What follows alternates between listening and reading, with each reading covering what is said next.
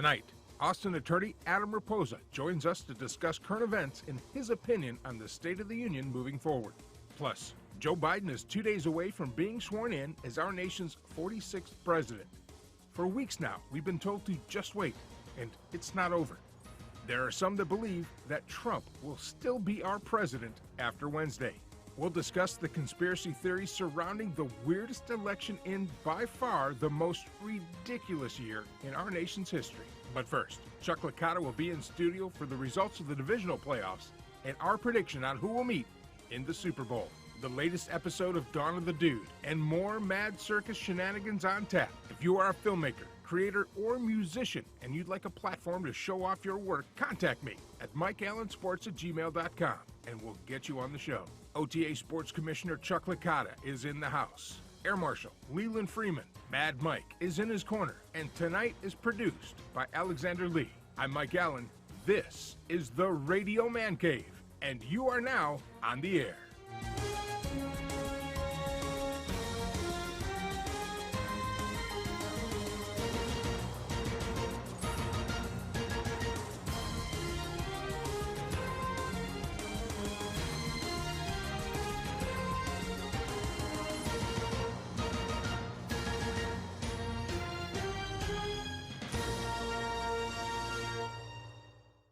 The views and opinions on the On the Air with Mike Allen show do not reflect the views and opinions of other shows associated with Fort Kick-Ass Productions. This show is not suitable for viewers under the age of 18.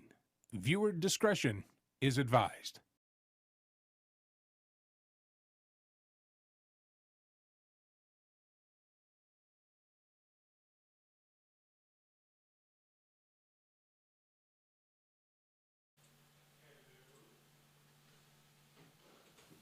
Hello, there we go. Hello, everybody. Welcome to the show. We have got a fun show tonight. Of course, the divisional playoffs are done. We have the teams that are going to fight to go to the Super Bowl, and we'll be talking about that. Plus, Adam Raposa is coming on in the second hour and talk about everything that's going on in our political spectrum.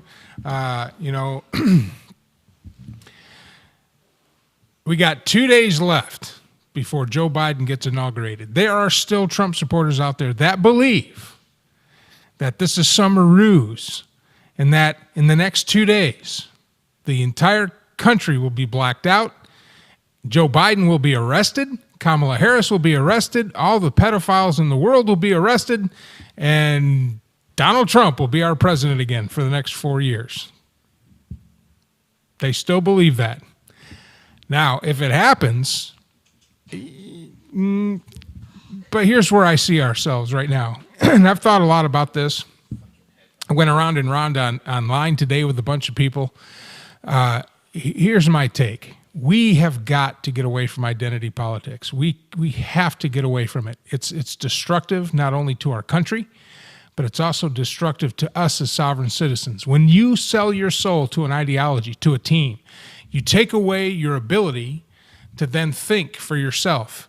You have to follow the ideology. You have to follow it, or else you get ostracized. You get immediately identified as the opposition. That's not healthy. That's not healthy for a constitutional republic. When we have to be better than that.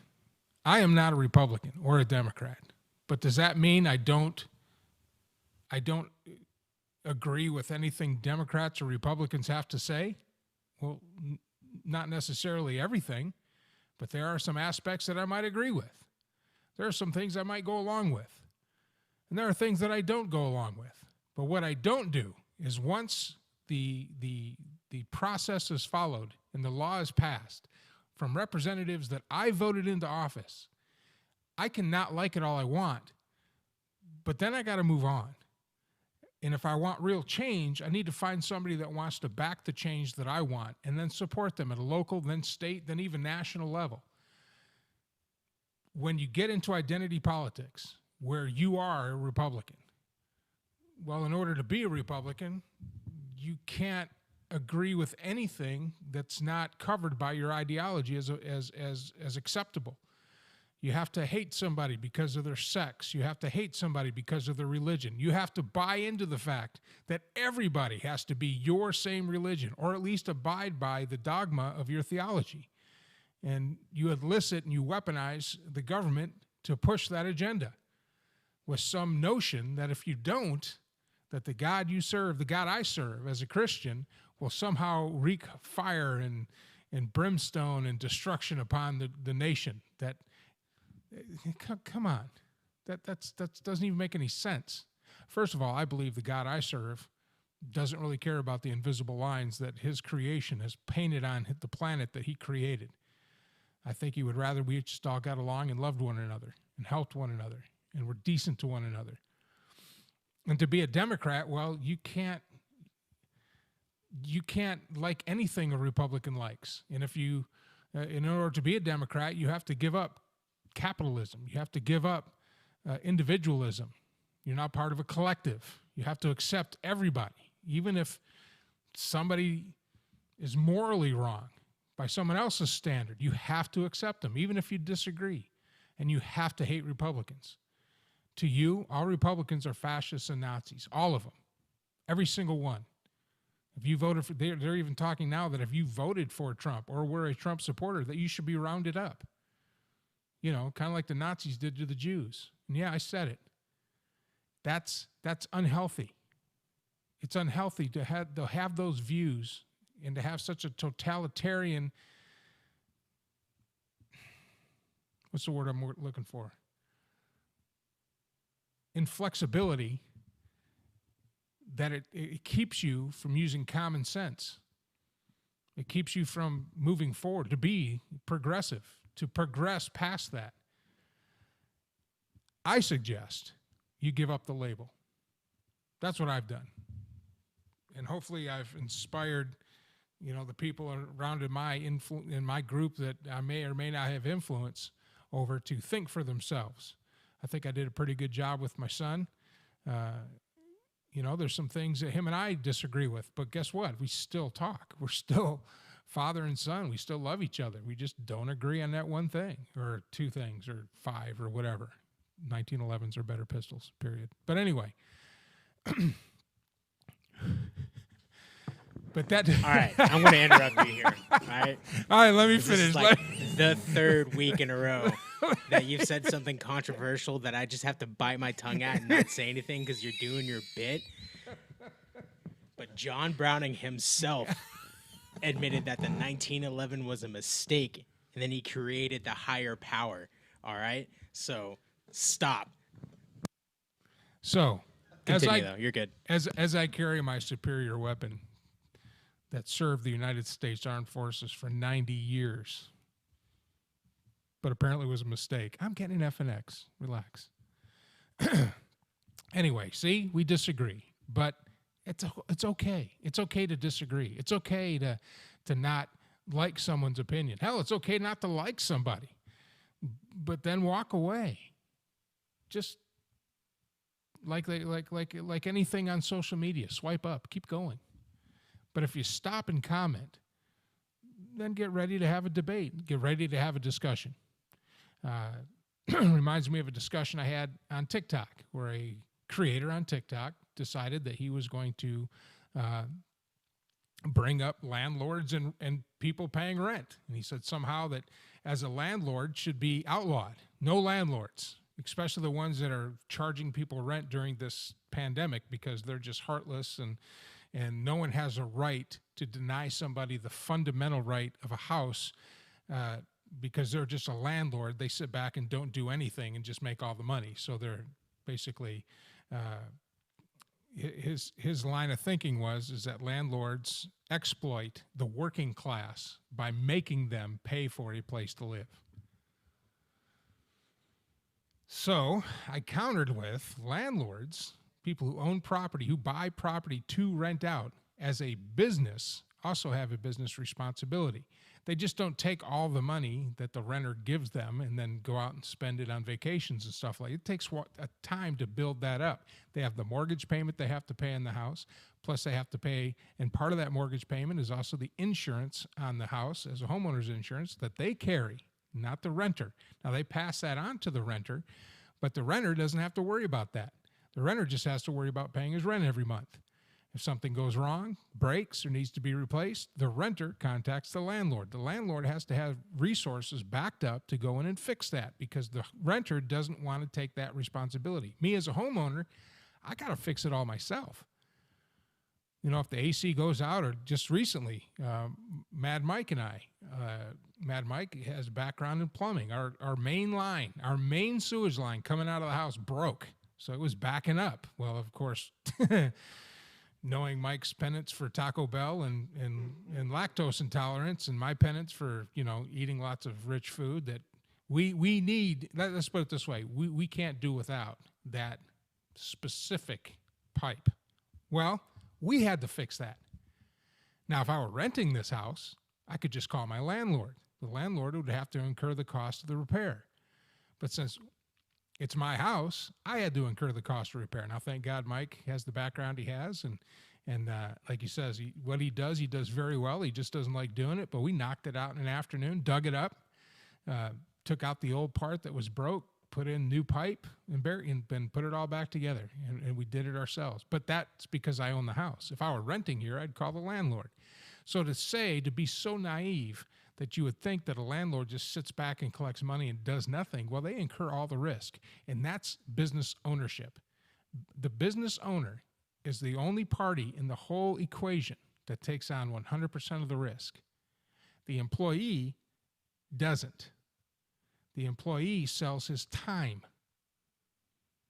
You sell your time for an agreed compensation, and that should be determined by your negotiating skills, your worth, your background, and how much that job is worth, compounded by your experience and how much value you bring to the company that you work for.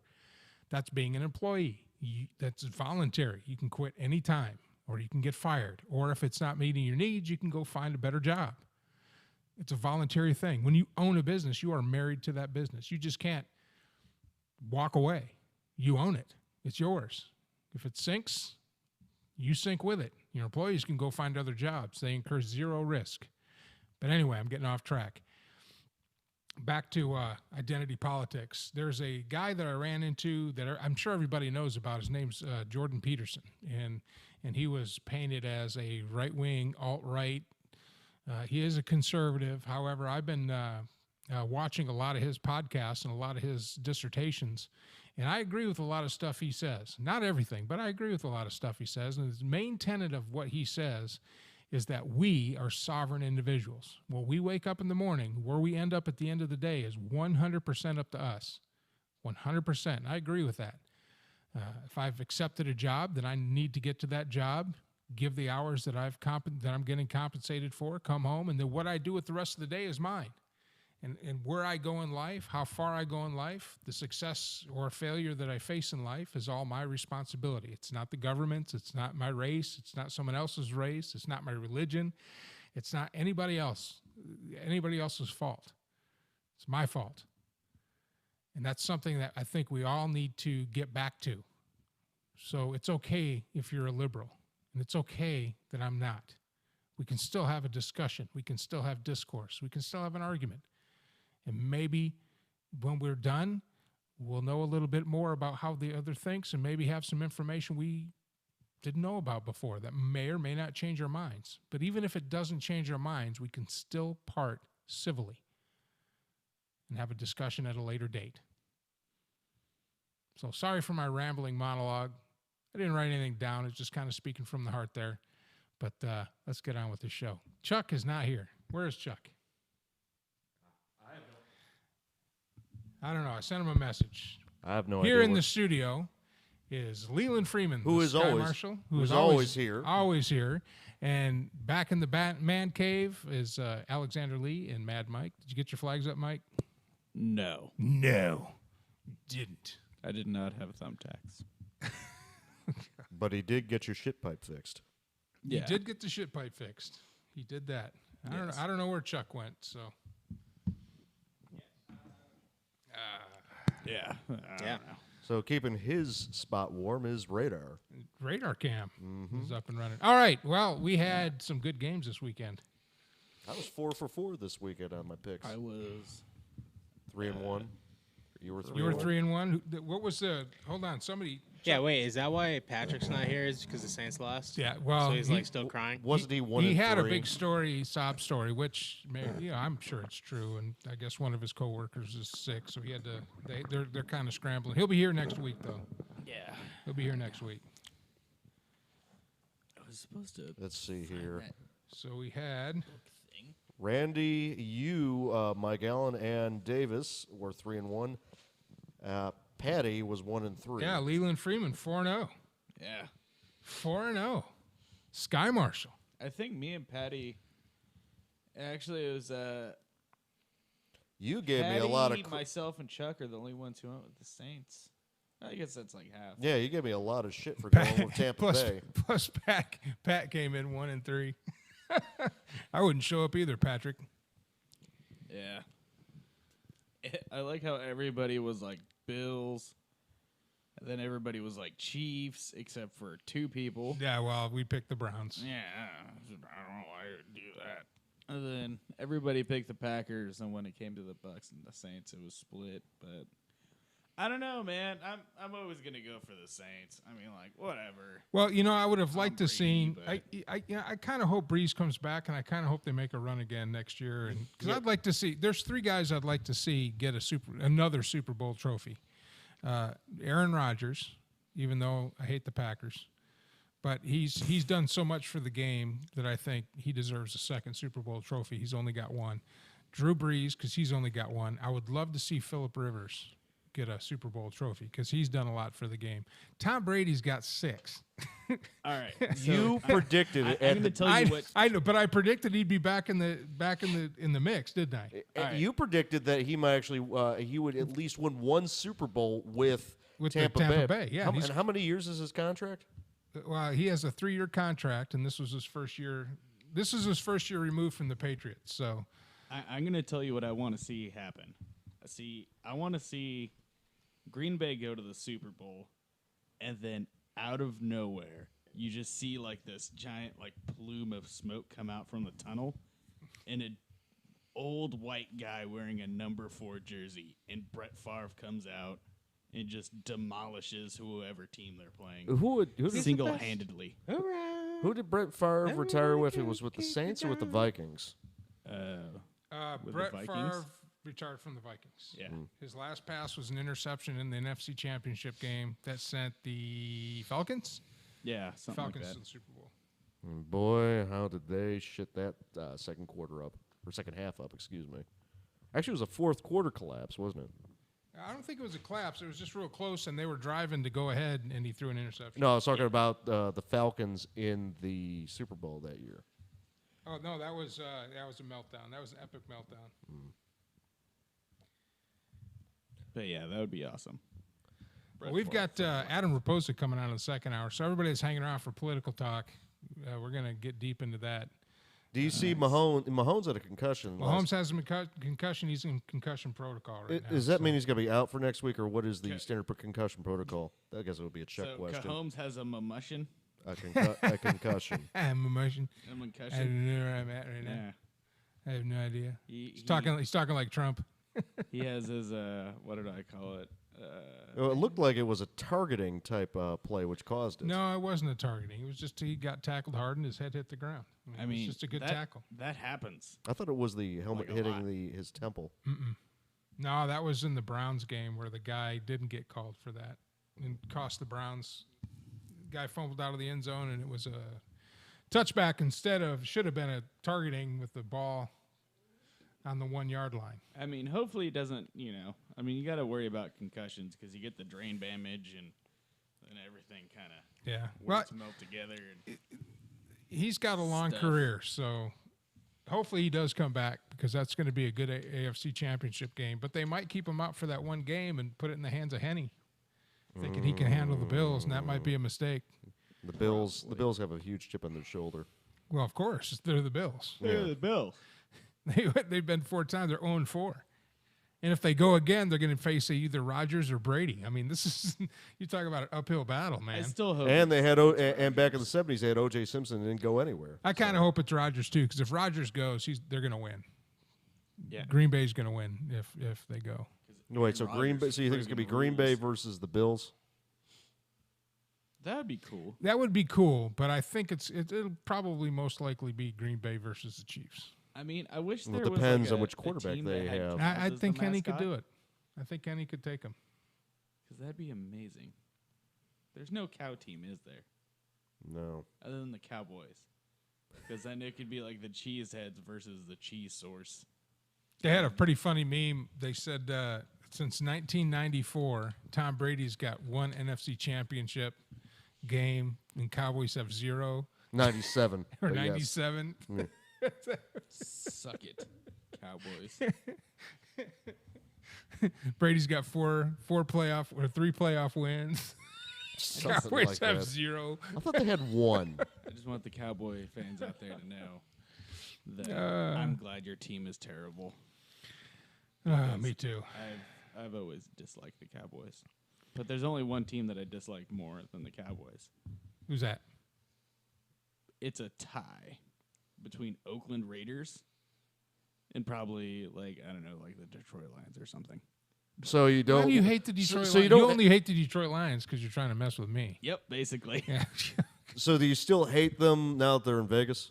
Yeah, no, I don't know if you've ever seen Raiders fans in, Oh, Raiders fans are nuts, man. and they are sometimes the worst They're ever. nuts. Well, I then remember one of the doesn't times I Cleveland went have up the to a dog game, pound? like in Seattle, and like, yeah, the Raiders fans were there, and they were just the worst. I'm like, Yeah, did but Cleveland these- fans aren't.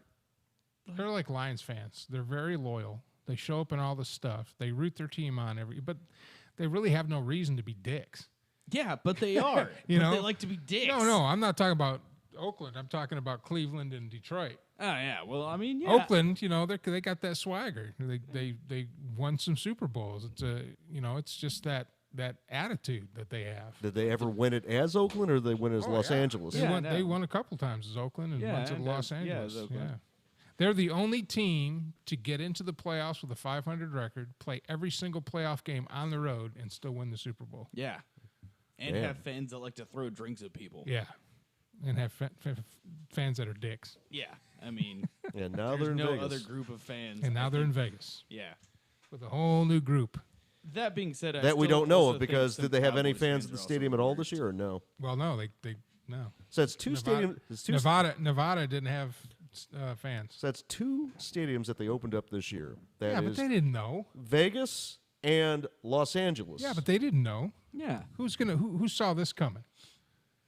The Chinese. They didn't build the Giants. stadiums like, oh, okay, well, what a big waste of money. No one showed up. It's not like no one showed up because the team sucked. No one showed up because they were told not to show up. Yeah. Trust No, me. no, the that LA Rams would have had that place. Matter of fact, all the season tickets for that stadium were sold out within a 5-hour span when they opened it. No, that would have been the Lions that they didn't show because they sucked.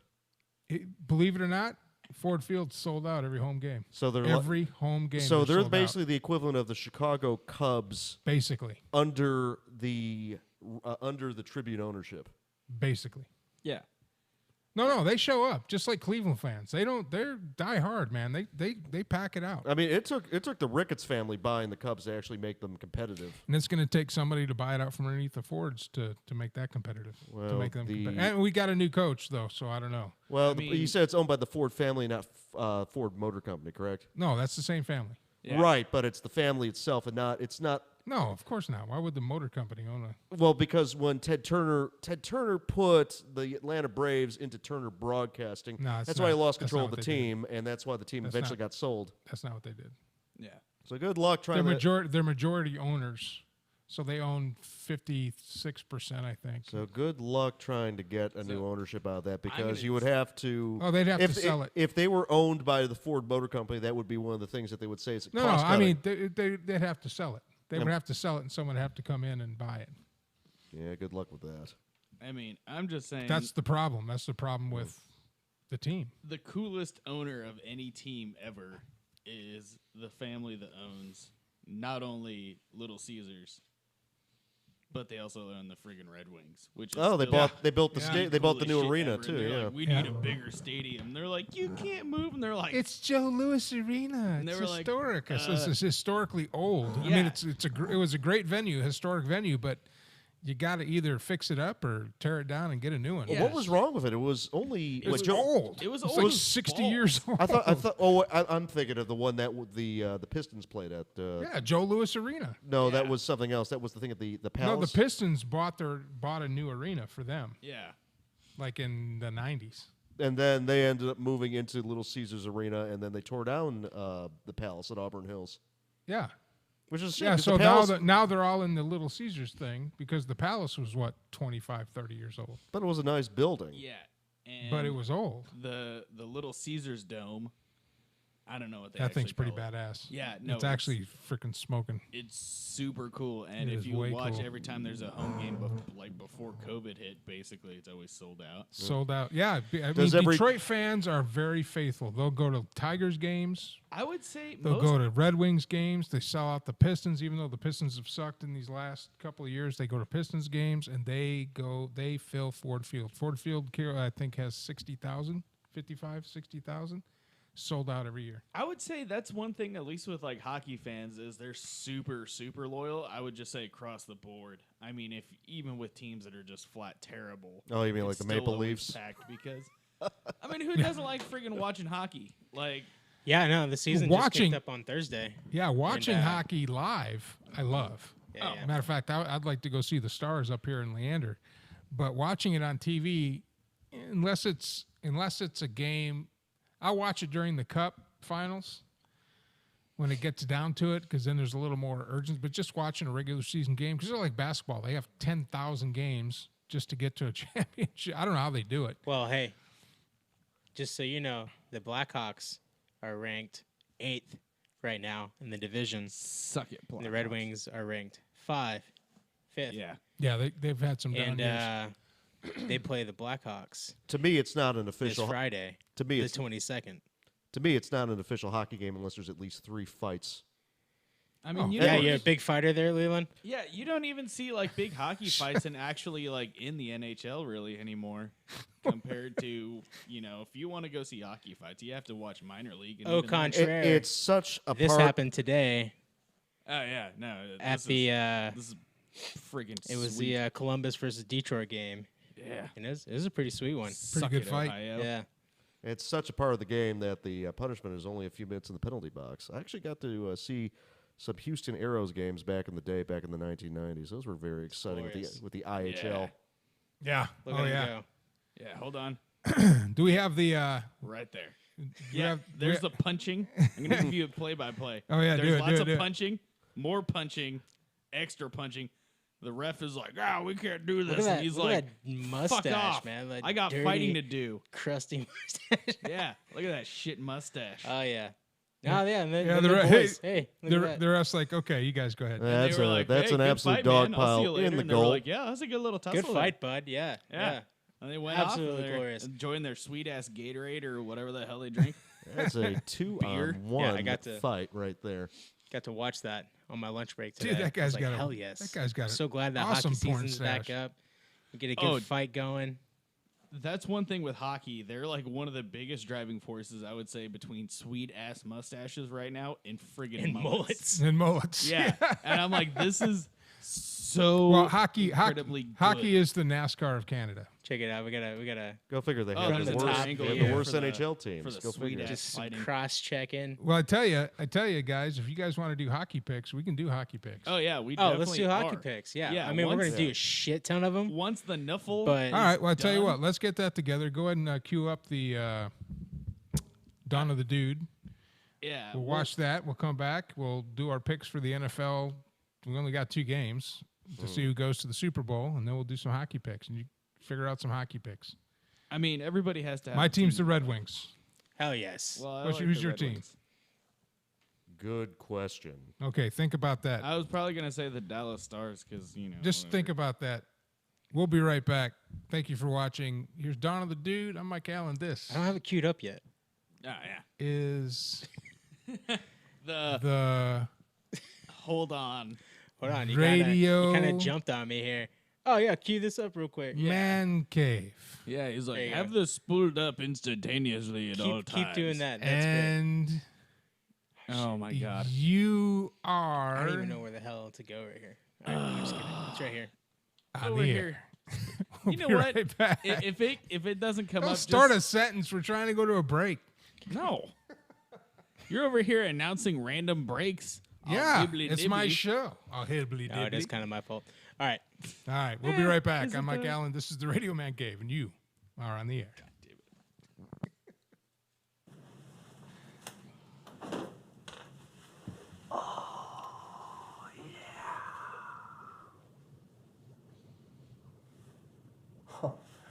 Hey, buddy.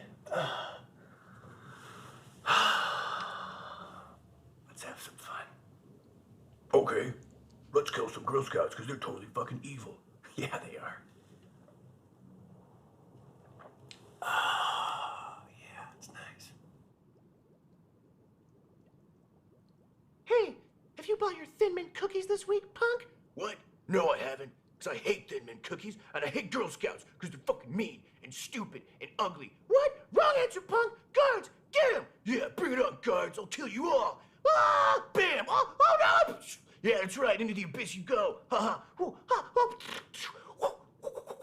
what? What? How do you do that? What? Ow! That's right. I'm fucking acrobatic as fuck. Ouch! Ow! Ouch! Oh! Yeah, you're not immune to bullets, are you, little girl? Huh?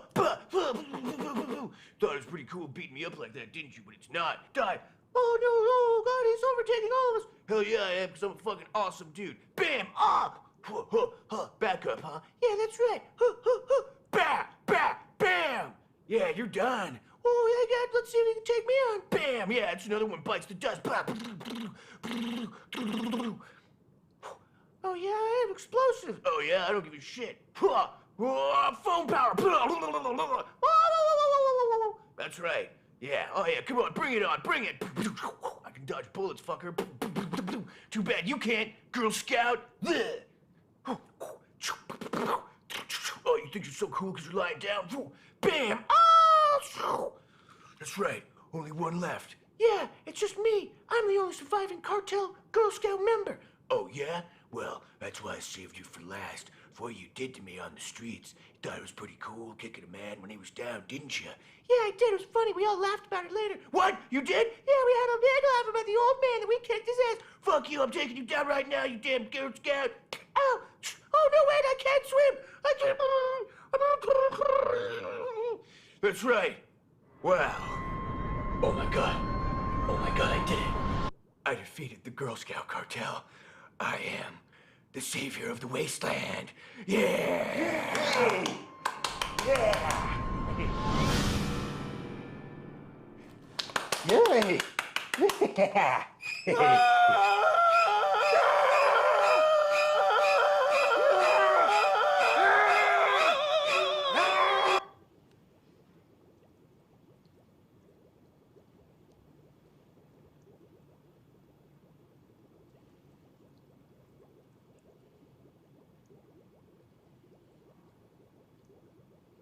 Oh no! Sea tanks! Yes. Oh my God, get a target on him. Ah, sea tank one down. Oh, one left. Oh, reload. Get him.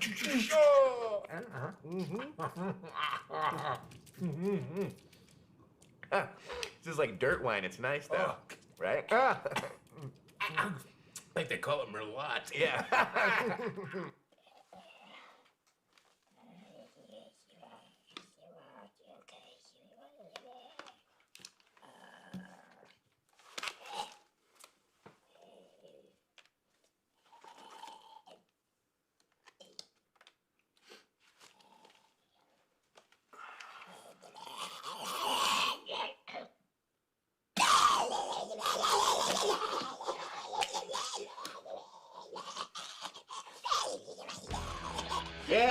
Yeah.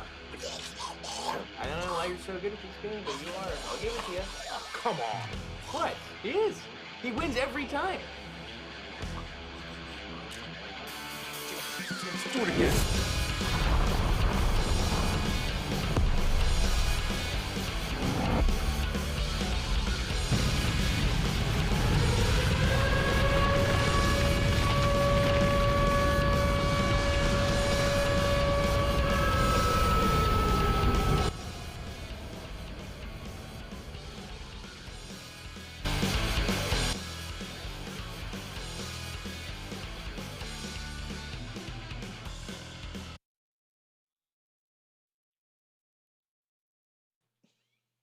All right, we're back. That's why I don't like turning them off on the board because I got to click on a bunch of shit when I come over Well, here. that's or slide them down, one or the other. But if you leave them on, then Or you guys can just turn your mics off since they're right there. or you can just And then bada or bing, you can just push the bada buttons. boom, just like that. Producer. Now, I understand that you guys may not be Hey, the we are the talent. sensual, okay? You are lovable the type you are the and knowing how to producer. press the right buttons and whatnot. But You are the right it button is your job would to be on- produce. Hey, I don't want to hear any fucking lip from the talent right now. a talent. Where's my soda water? That's what I want to know. I'm gonna go over there and I'm gonna. do what? Oh, you don't even want to know. Don't even want to know, You don't want to know. Mr. We'll- Mr. We'll I don't turn your want to put my stage lights flags off. up. Then what? Yeah. We What? should- I'm sure Quick Witty would. What's that? I'm sorry. Oh, I can't hear you over the what's that? sound of how. Who's the dumbin' now?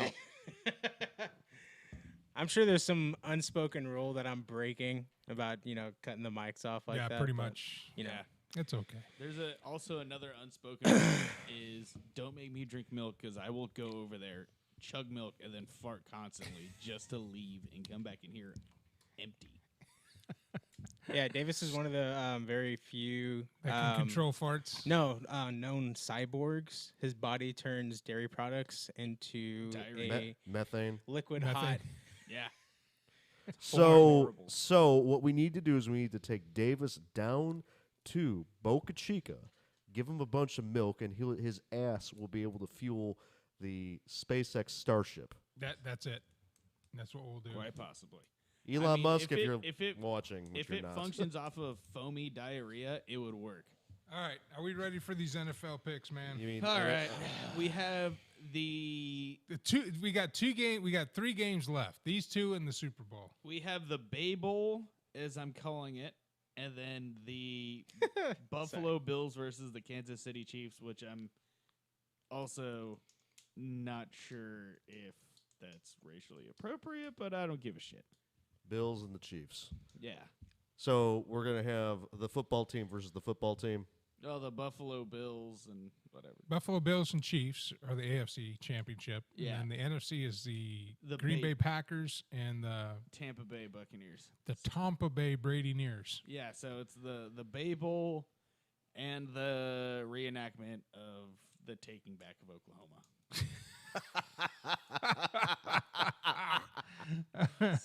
All right, That's so where we are at. we'll go AFC first. Chiefs and Bills. Okay. It's in Kansas City. Kansas City, this is the first time they have hosted an AFC championship game 3 years in a row. Yes, sure. But potentially without their starting quarterback. Yeah. Still up in the air for the Mahomes. I don't know. Do people call them that? The Mahomes, his fans? Yeah. He calls them that. Homies? The Mahomes, yeah. They're fans of Patrick Mahomes. They got like a Twitter page and everything. Yeah, like Patrick Mahomes ends. Yeah, bro, those are my homies. Yeah. That is the They, most they are called the brilliant- Mahomes. That is the most brilliant, stupid thing I've ever heard. Isn't it though? And it's pretty good. It's pretty damn good. That's solid. Pretty dang good. I mean, that's better than what Breeze probably calls his fans. The Brozonies. Yeah. the Breezy Boys. Which, Well, they're gonna soon be gone with dust in the wind.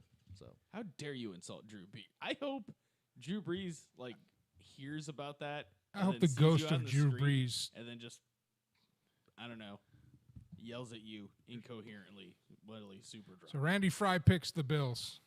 Smart, Randy. I am also going with the Bills. Well, yeah, because the Bills friggin' rule. I am also going to go with the Bills. So we got 3 with the Bills. Oh, shit. I wrote that in the wrong area. All right, so Randy, Smart, Bills.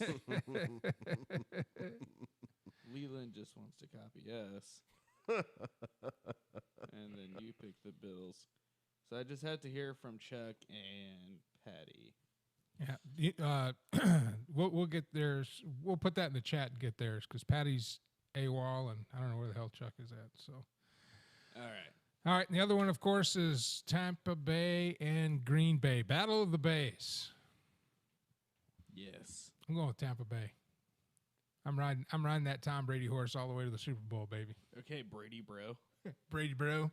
That's you. I'm a Tom boy. Tom bro.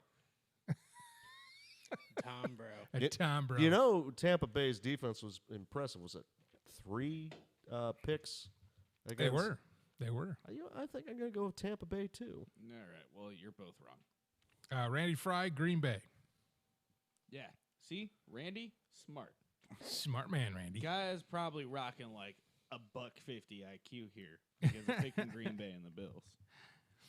You guys, lukewarm water. Lukewarm water. Well, you know, at this point, Brady. again, my team is not in it, so you know. Have you tried picking Your team wasn't in it since the preseason. You don't pick another team. You got to ride your team, man. You got to ride it. Hey, You can't just go and say, well, you know, I'm just going to give up. Yeah, but you could not choose Tom Brady.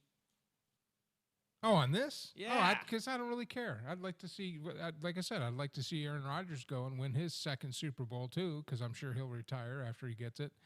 And I don't know if Tom Brady is going to retire after he gets his final 10 millionth Super Bowl, but you know, who knows? What's the quarterback's name for Detroit? Matthew Stafford. So like, what do they call like his fans? The Staffy boys or something?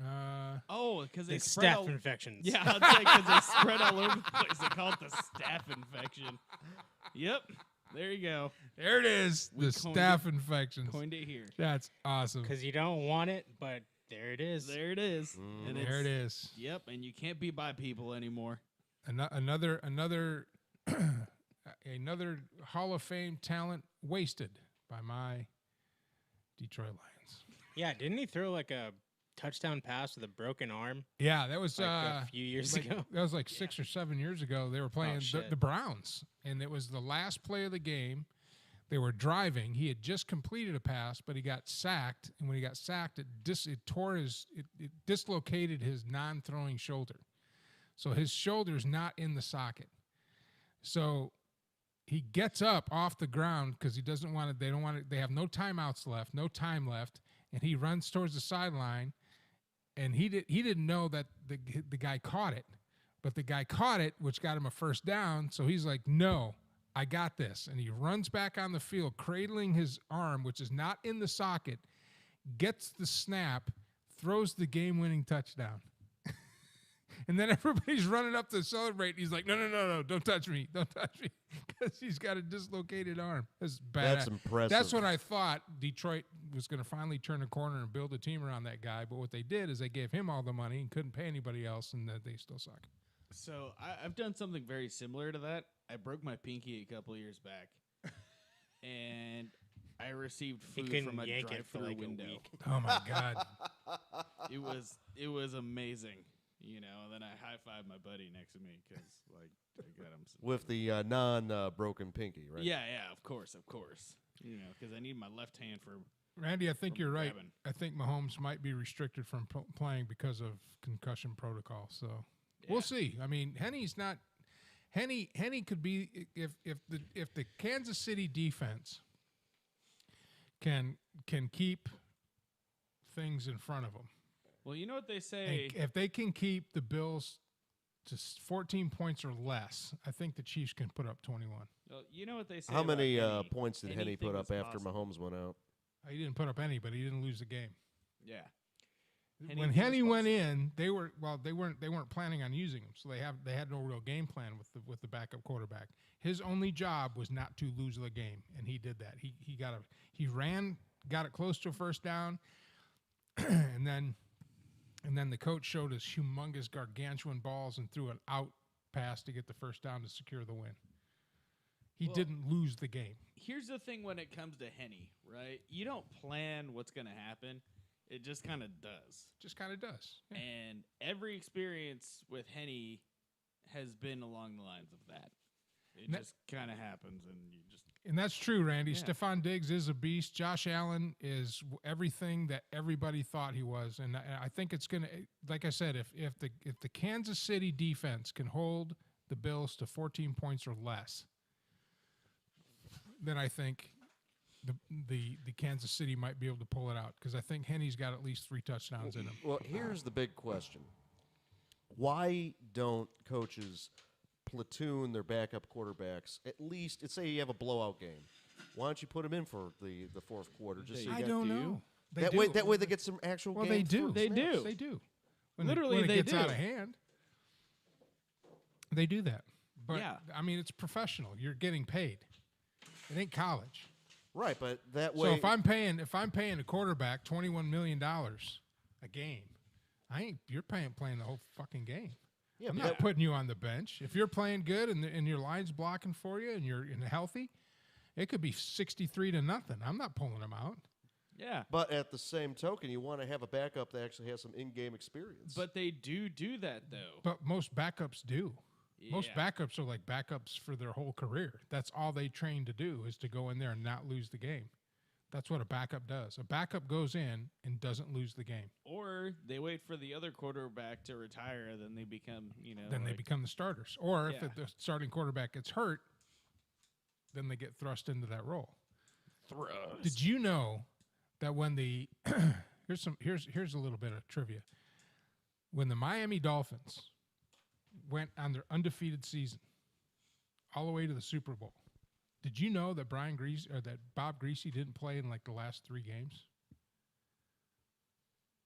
It was his backup quarterback that won those games and got him to the Super Bowl. Brady was the backup quarterback. And Brady was the backup quarterback for Drew Bledsoe that year that he went to his first Super Bowl when Bledsoe got knocked out.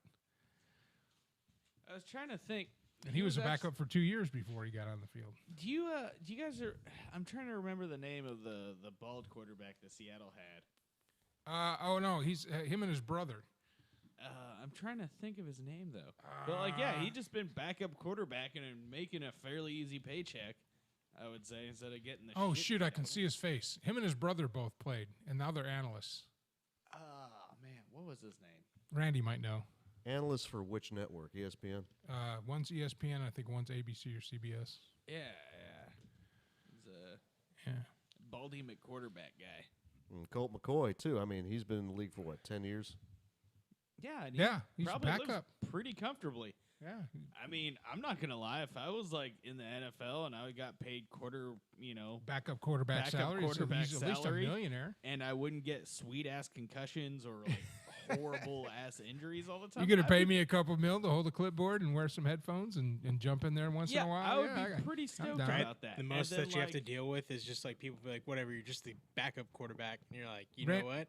I sure am. Randy, and who was guess the what? I Seattle? still make more money than you. Who was the Seattle quarterback whose brother is also a quarterback and now they're analysts? The ball-headed guy. Okay, backup quarterback versus kicker. Which is the better? Which is the which has the better stress to reward ratio? Backup quarterback. Backup quarterback. There's no pressure. If you get yanked because the starter's fucking up, if you lose the game, well, so what? You're the backup. But if you win the game, you're a freaking hero. You know what I'm saying? 'Cause he's Matt the backup. Hasselbeck. That's the Matt one. Hasselbeck. Yeah, him and his brother. Matt and Mark Hasselbeck. Yeah.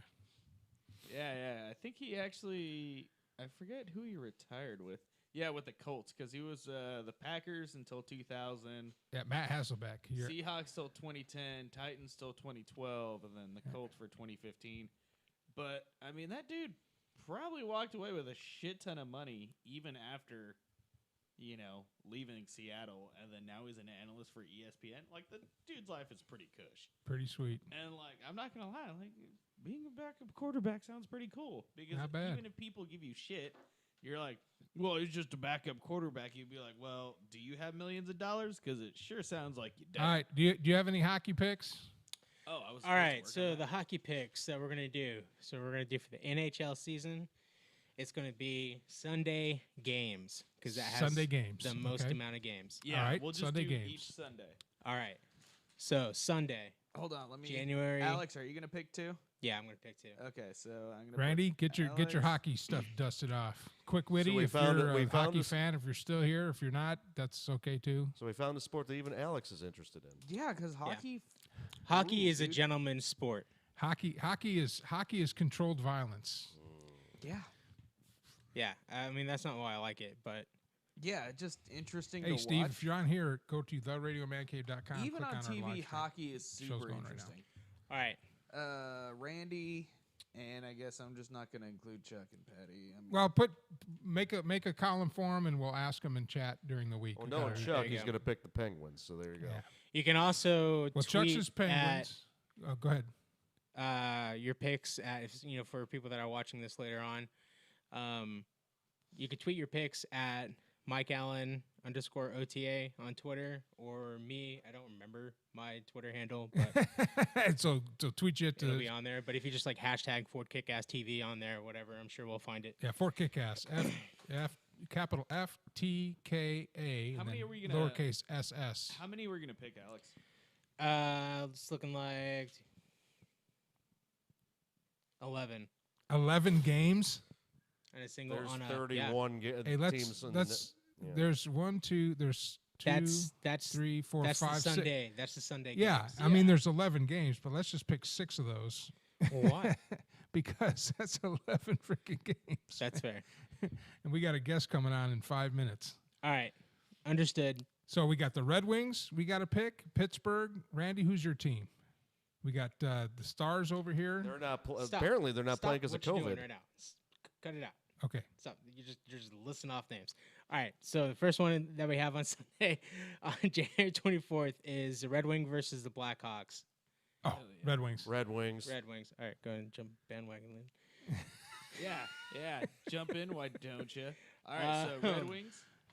We have the Maple Leafs and the Flames. Oh, dude. Yeah, Oh, Leafs Calgary. and the Flames. Can't believe the Maple Leafs are actually kicking ass this year. I'll take the I can. Flames. Got the Okay. Flames. I'll take the Maple Leafs. Well, here, just give me all the team names and we'll go down the line of who picks what because, yeah, okay. or whatever. All right. Because So Red Wings, all right. Fuck. God Red damn it. Wings, Blackhawks, Leafs, Flames. Okay. Rangers, Penguins. Oh, that's a good one. I'll take the Penguins. Yeah, the Rangers suck. The Are the Blues playing? The Blues St. on Louis this day. Blues? Yeah, the Kings. LA Kings versus the Blues. Okay, pick that. That's Randy. Randy Fry's team is the Blues. There you go. All right, Randy Fry. So how many games is that? I don't know. Davis was like, "Oh, don't That's do 4. that. Just We start have listing 4. off the fucking names." And then Predators versus Stars. That's 5. That's 5. We'll do 5. I'll take the Stars. Dude, the Preds were awesome last year. Yeah, I'll take the Preds too. Yeah. Stars haven't played a game yet this hey, season. Is Edmonton playing? No, Sunday? but the Fitzgeralds are. Oh, Nice. All right, let's. They did pretty good till the half. We need. Nope. Oh, is that too soon? Is that too soon? Hey, I was alive when that happened. All right, we have a guest coming on. Go ahead and call him up. Oh, hey, look, That's it's eerie. Patrick. Look, Yeah. Sharp Mike. What have I missed? Add the Sharks. The Sharks on here. Oh yeah, no, Patty. likes he that. missed. Okay, You that's missed the the Sharks. NFL. Sharks picks. in the Wild versus the No, Wild. we're not. so. Yeah. Patty, pick your AFC and NFC champion and throw him in there. We'll get him. All right. Go so you want to me do what now? go to the Skype. It's behind the left screen, Yep. behind everything. Yep. That Wings, top Red Wings. number that I just called. Yep. Call him. Let's get him on. All right, so everybody basically picked the Leafs, is what I heard. Yeah. Okay. Yep. And then. Is it dialing? Penguins. Well, I was waiting till Davis stopped talking, but yeah. Yeah, All just right. go ahead and call him. You might want some picks too. Let's go. Our guest tonight is.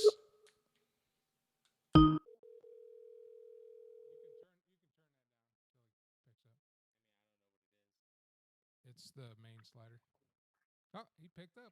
There you go. Ladies and gentlemen, our guest tonight is a very well-known lawyer from the Austin, Texas area. He's known as the Austin Lawyer. Go to YouTube if you would like to see some of those cool videos. He might still have them up, but please welcome to the show a returning guest, Mr. Adam Raposa. How you doing, sir?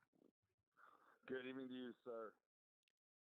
Well, we couldn't get the Zoom to work, but now we're back to old school. So we have your picture up, and it's a very flattering That's picture. good. Not like the picture I used last time you didn't like. I got a very flattering picture. There's a mohawk in this one. He doesn't have a mohawk. Although I almost did pick. I liked mohawk. his commercials where he rams his Chevy pickup truck into it. Was it Dodge Stratus or Dodge Intrepid? It was some car that didn't make it. Yeah. Anyway, Adam, welcome to the show. We have our whole crew here: Leland, Alex, and Mad Mike. But you kind of delved a little bit into the politics of Austin. You've been a long-time Austin resident, a long-time defender of public defender for the citizens of Austin. And we kind of had a little bit of a discussion that, before we got on the show, and I wanted to save it all for here because you're such you are the most educated person that I know outside of me. No, I'm just kidding. About the Constitution and constitutional rights and personal sovereignty, and that's really what you've based your practice around. What do you think about what's going on here with everything? In terms of the national landscape? The national well, first of all, Austin, we finally got a conservative in there, Mackenzie Kelly. Hopefully she can do something. At least maybe get another conservative on the city council. But let's start with the national level. What do you? I guess here's my question: where do you stand with this whole thing that the Trump supporters right now that I follow are all just wait, be patient, it's coming. Trump's going to be our president for the next 4 years.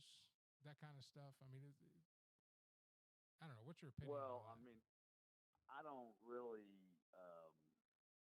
look too much into the questions of just who is going to be the figurehead. I look at the broader questions, and right now it is clear to me that the idea that we have no problem suspending freedoms and or taking freedoms if we think there is a justifiable cause is becoming a very clear precedent. Yeah, and that's it scary. Is every day that there's a new. Okay, well, look, this is going to justify it. I mean, we all hate it. No one wants it, but it's justified. And that now, some people taking selfies and stealing a laptop is going to justify a whole sort of, Patriot Act 2 is, I think, what everybody is being told. This is what's coming in 2021. I have no idea, but it's clear that I have no idea what Trump supporters are and what they aren't, but they're definitely being billed as domestic terrorists. Oh, of course. Well, and I don't think. Go ahead. Any BLM and that whole crowd was tagged as domestic terrorists. Anybody that basically speaks out against the government is being labeled as a domestic terrorist. And I think that's all part and parcel of just normalizing the idea that there are such a thing. Yeah. Well, me personally, I think that we need to have more discussion and discourse and debate without the extreme of identity politics. And I think a lot of our identity politics is. I had a kind of a whole monologue on it. That's kind of what's tearing us apart. Is this extreme that you have to believe this or you have to believe that, and there's no discussion. Do you think that maybe getting discussion back into the mix, getting some discourse, getting some debate back into the mix would be something that we should be striving to do? Well, I mean, it's almost as if, other than hear this conversation we're having tonight, how do you generate an option? Because to me, what I see is that for decades, there has been, I'm not sure who gets to decide what the message is, but once it's decided, the message is just carried out by everybody involved. And then I don't know if that's what you mean by identity politics, but that the people who are the joiners of the group, well, they just go along with whatever the group message is. And I keep going back to it, but right now, the very clear group message is that they over there, those bad guys, whether they're Trump or Trump supporters or whoever they are, but the bad guys are trying to destroy our republic, and we, the good guys, have to do everything we can to destroy them. Now, I think that's just, a ridiculous approach to solving the problems if the goal was to genuinely solve the problems that currently are facing many of us. But my belief is that that's not the goal. The goal isn't to create a discourse. The goal isn't to have rational conversation and to, identify plans to execute to solve problems. The goal is just to keep everyone divided. And right now, it seems clear that attacking a whole body of people, just anyone who, and that's what I'm saying, I think it's going to be very simple. Anyone who doesn't believe that the domestic terrorists are going to cause us serious harm is going to find them in that category of other. Either you agree with it or you don't. Well, and that's going to, I'm afraid, is going to be the new litmus test that everyone is going to, just have to either accept or not. And, either pay your money and take your prize. Yeah. Either you agree that in this post-Trump era, we need to identify everybody who ever identified with Trump and make them wear a scarlet letter and do all of these things, and that's the only way that we're going to protect our republic. Or you don't agree with that because you're part of them. And that's what I'm seeing, and that's what would make sense, because that would in and of itself be just as powerful and just as divisive as anything that Trump ever did. And if that's the goal, is that level of division, then that seems to me to be the clear next play. Well, it's clear to me that after we're divided into the two camps, and then the standard is set that you cannot have any discussion with someone that doesn't agree with your camp, once we're divided into those two segments, that's where the control comes in. Because what I think people don't understand is the same government that BLM and Antifa were fighting all summer long is the same government that the Trump supporters supposedly attacked. I mean, it was the worst uprising ever last week. It's the same government. It's the same elected officials. It's the same body. It's the same government that's supposedly representative of us all. But yet, when this all through the summer, one ideology, the conservative ideology, condemned all those riots and protests. And then last week, the left ideology condemned what those guys did. But it's the same government. They're fighting against the same person. So it's kind of like you have a bully out on the playground, and you have two first graders, and both first graders are trying to fight the bully, but neither one of them are agreeing on the proper method of how to fight the bully. Well, I mean, I don't think it's as simple as that. You have one group that was, in my opinion, they were obviously rioting and looting, and there was property damage, and, it was frightful. But, one group's main message was police reform. In the very heart of it, you could argue that it was kind of like a poker move, they weren't showing their hands, but they were all bets in, like, hey, if you're not going to change shit, then we're gonna make a riot. But the other and then the other group was just, I mean, not just, but they were fueled by a different fueled by different motives. Yeah, where they weren't trying to. Well, they believed that the election wasn't valid, that their guy won, and of course that was fueled by media and fueled by social media, the same thing that fueled the riots this summer. So that's what I'm talking about. You have two ideologies. Each one thinks they're right, both fighting the same enemy. Well, let me ask this then question. Divided by the opinion of who's right. I mean, personally, I don't think it solves anything. I think we need to attack this through discourse. I think we need to attack it through votes. We need to attack it through first local governments. We need to break the two-party duopoly with strong third-party candidates, and get people in there that want term limits. They want term limits. They should never be able to vote for their own raises. All raises should be set to us. I mean, a lot of things need to change within the government, and that will change, what Antifa and all those guys were writing about this summer, and what happened last week with voting, and just the mistrust of that entity. If we can get proper representation and get these people out of there that have been there 50, 60 years. I mean, Joe Biden's 48 years? Now he's the president? I mean, that's a long time to be a professional politician. And something was told to me once. It says, would you rather have a surgeon with 47 years experience or one right out of med school? And I said, well, if the one with 40 years of experience has a mortality rate that has almost a 99% mortality rate, I'm going to take my chance with the new guy. Well, here's the other thing, too, is if he's right out of med school, he's got the latest education and training. Stop. Don't break it down that far. No, I mean, he's kind of right. I mean, if you're right out of med school, you're a little bit more in the. But it's not about being a doctor. It's about, a politician. Would you rather have a politician? Yeah, but it would. Okay, would you rather have a politician that's basically led us down the same path for the last 47 years, or would you like somebody new with new ideas? Somebody new with new ideas. That's exactly. Okay, I would rather take a chance with the surgeon that doesn't have a 99% mortality rate. Yeah, I hear what you're saying. Okay, I wasn't talking about doctors per se. Adam, what do you think about that? Well, my whole issue with it is that none of us are ever in a position where we get to know.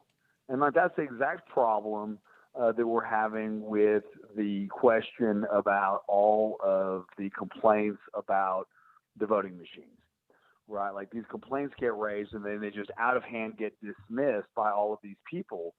And if you were just a voter or, any person who's just a supporter of either party, you have no way to know whether or not everybody's telling you that these voting machines are, broken and they've got these issues for self-gain, or whether they're telling you the truth, or whether these voting officials, who are all politicians, are also doing the same thing of saying, hey, listen, we looked into it, the machines are fine, trust us. But that's all anyone ever gets now is trust us.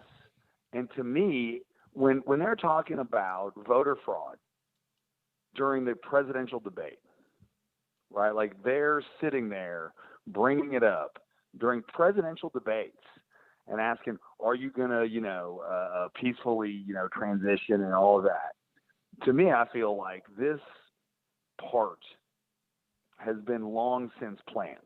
Like, this feels to me like somebody thinks that, what the greatest idea would be is to have the worst. That's right.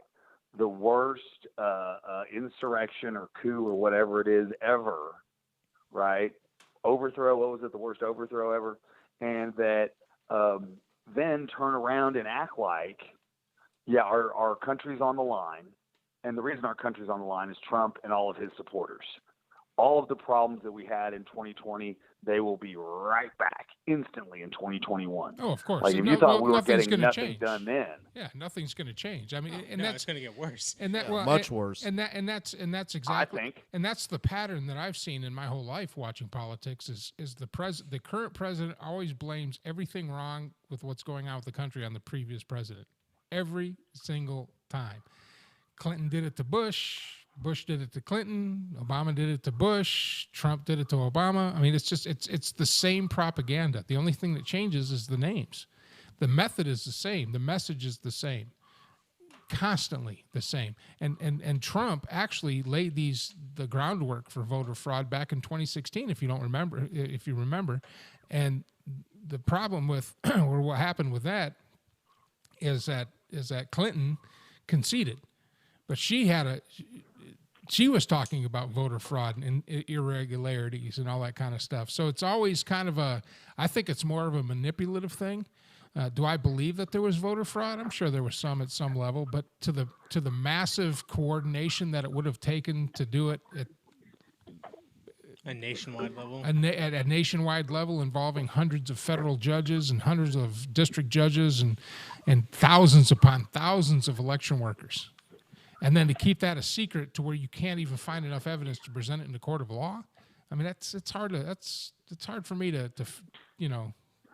all the sex scandals in the entertainment industry, they kept it a secret for decades. That's totally different, different. than That's a a legal smaller- voting process. That's that's Harvey Weinstein and the control that he had over other people. It's not just Harvey Weinstein. Well, whatever. But we're talking about an industry It's an entirely different of a couple 100,000 people, environment. as opposed to a nationwide coordination. It's kind of like trying to convince me the Earth is flat. Well, now I want to make sure that there's a difference between saying that the election was stolen from Trump and voter fraud exists. Oh, yeah. What I'm saying is that I believe that there would be, to me, it would make sense that there would be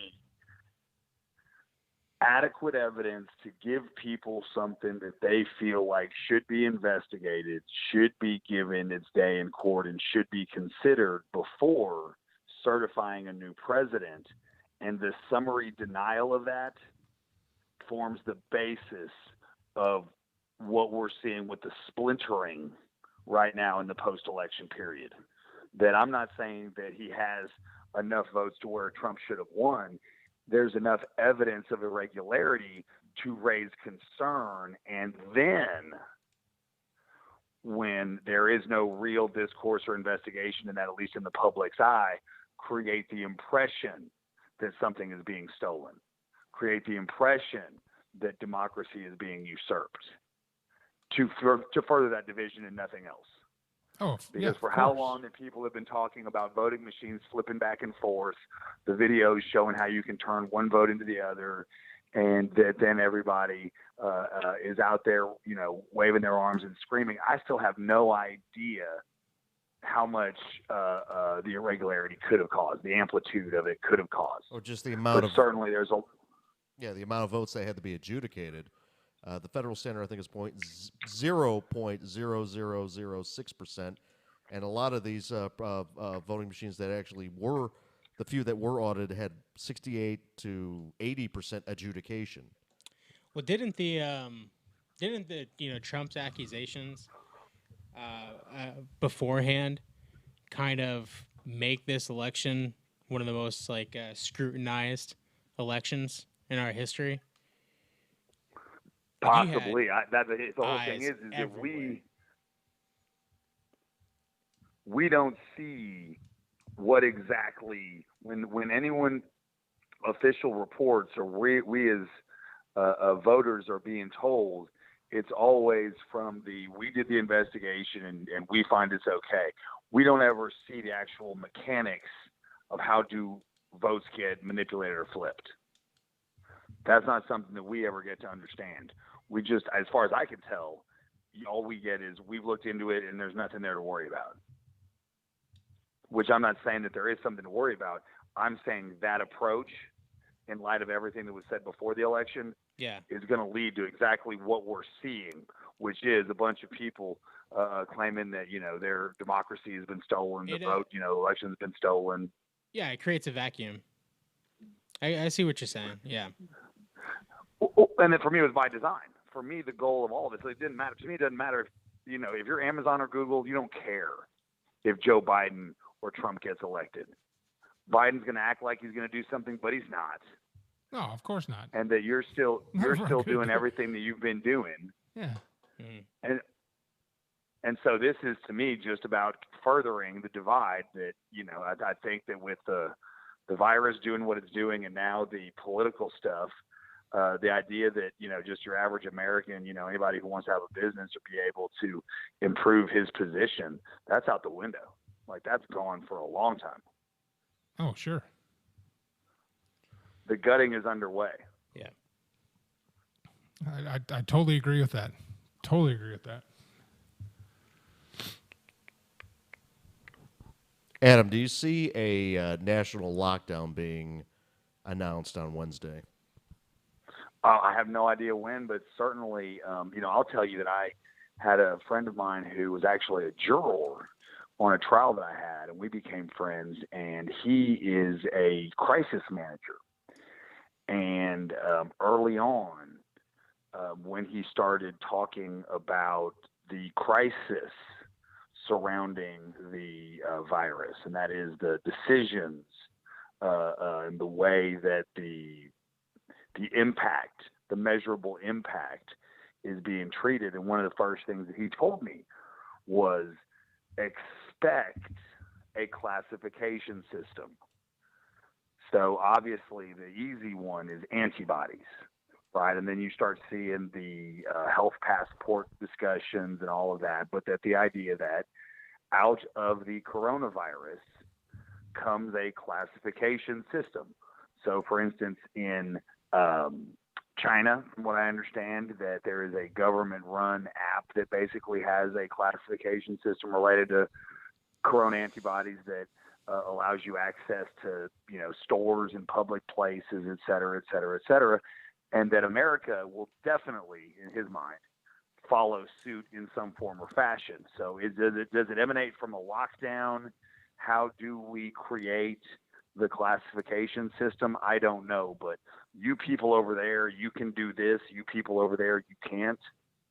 Something will emerge, and I don't know how many months it's going to take, and I don't know whether it's from the coronavirus lockdown, no one gets to get on Twitter anymore, everyone stay home because the revolution has started. I'm not sure. Alex, go ahead and put it on the multi-screen since you all are talking, so people can see who's asking a question. Yeah.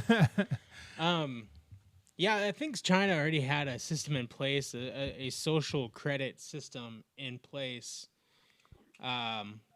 So they already had pretty much like the logistics, like the foundation for that laid. But yeah, that would be crazy. Like, to be able to go to, concerts and stuff like that.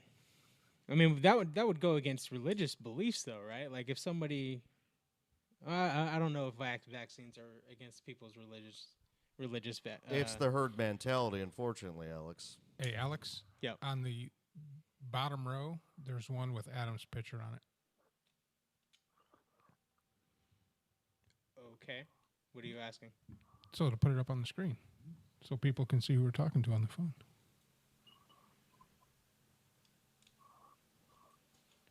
Do you see it? Oh, there you go. Okay. Yeah, there you go. There you go. So how much gotcha. So how much credibility are you giving these theories that? Sorry, just kicked. That we're going to have lockdowns and that Biden's going to have all these controls in place and I know the gun folks, and I'm sure Mad Michael jump in here that he's going to start having was it with the presidential executive order. Executive order starting to ban assault weapons and ban guns and all that stuff starting Wednesday when he gets inaugurated. What That's so as far as I've been following, as I understand it, is that he's going to do a lot of things on Wednesday, but none of it has been geared towards the Second Amendment. From what I've been reading, he wants to get rid of anything that has a detachable magazine. It includes deer rifles that hold like 3 or 4 cartridges. No, it was based on what he said previously. It was anything that can hold 10 or more rounds.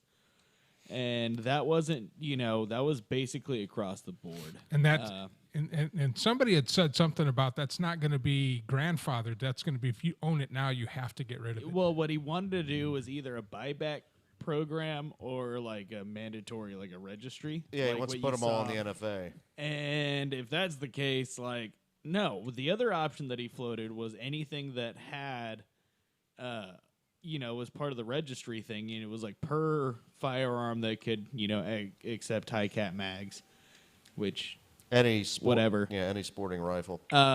Or every magazine would require like a tax stamp. $200 tax stamp. There's no way you can do that because magazines aren't serialized to begin with.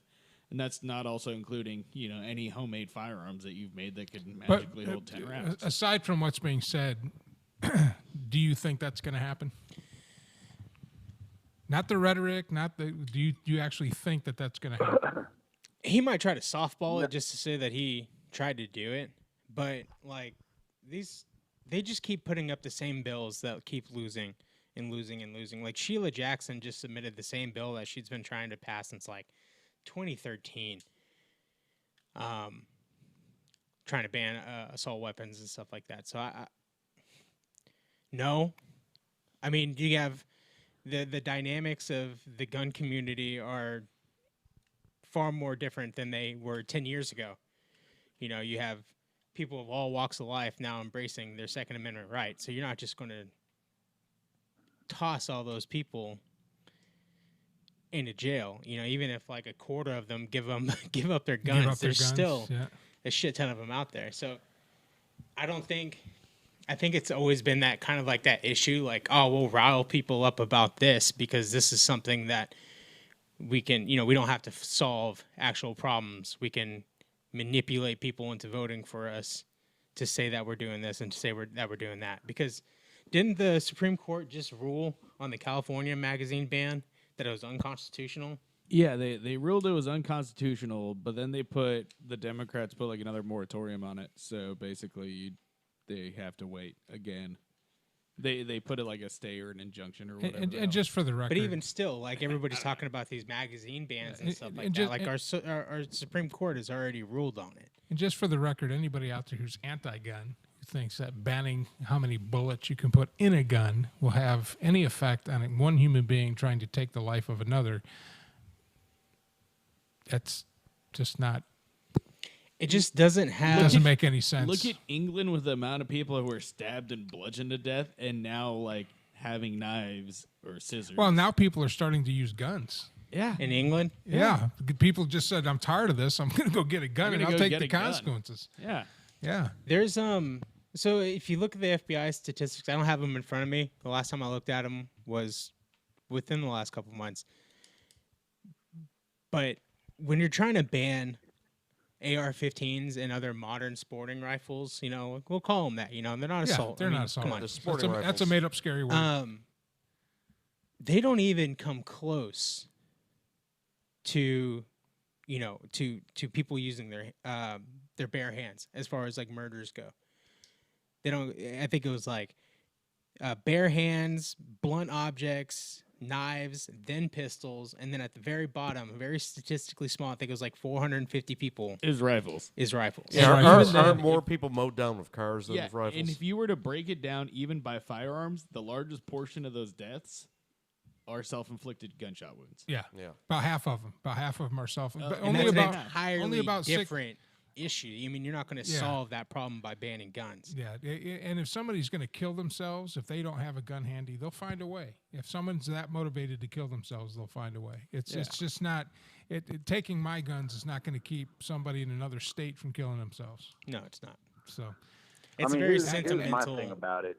Adam, go ahead. Is that when you remember like the Kentucky coal miners and everything that had to do with unions and labor and all that? Like it used to be so clear, right, whose side you were on, right? Were you on the side of the working man or were you on the side of, you know, the company town? And that it's like these issues for the past 20 or 30 years that we've been finding, by and large, you really don't know who the working man is and who the company town is, right? Like these guns, these semi-automatic rifle questions, these school shooting things, and that you really don't divide down the line of, well, are you in favor of a man being able to have some freedom and work, you know, and those types of really clear what side was the issue being divided and who was who. Now, like you say, you bring up this issue of, well, we need to just spend so much time talking about assault rifles. And you know, it used to be well, I mean, actually now there's a bunch of sex trafficking stuff. Before that, it was crack. But that, you know, you're always figuring out this thing, this boogeyman to get people afraid of, while we don't have to talk about who's just gutting people and who's getting, you know, exponentially rich while other people are just, you know, getting ground down into nothing. And right now we're entering, I think, one of the biggest phases that we've ever seen of people being ground down into nothing. And that's what we're talking about. We're talking about assault rifles. We're talking about the dude with the horns and the fur going into the Capitol and taking pictures. And then we're going to talk guy about from Animal House, just some other, we're just going to talk about some other stupid shit. And no one's going to talk about what, banks in Silicon Valley have been able to accomplish over the past 20 years and how someone needs to go over there with one of said assault rifles and tell them motherfuckers, no, we came to get our money back. Yeah. And that's what put the leaders bankers in jail should be doing. Yeah, like I said. That's what the leaders should be doing. Yeah. But instead, we have to pick these other issues. Like, well, let's not talk about just how many billions of dollars all these motherfuckers have just ripped us off for.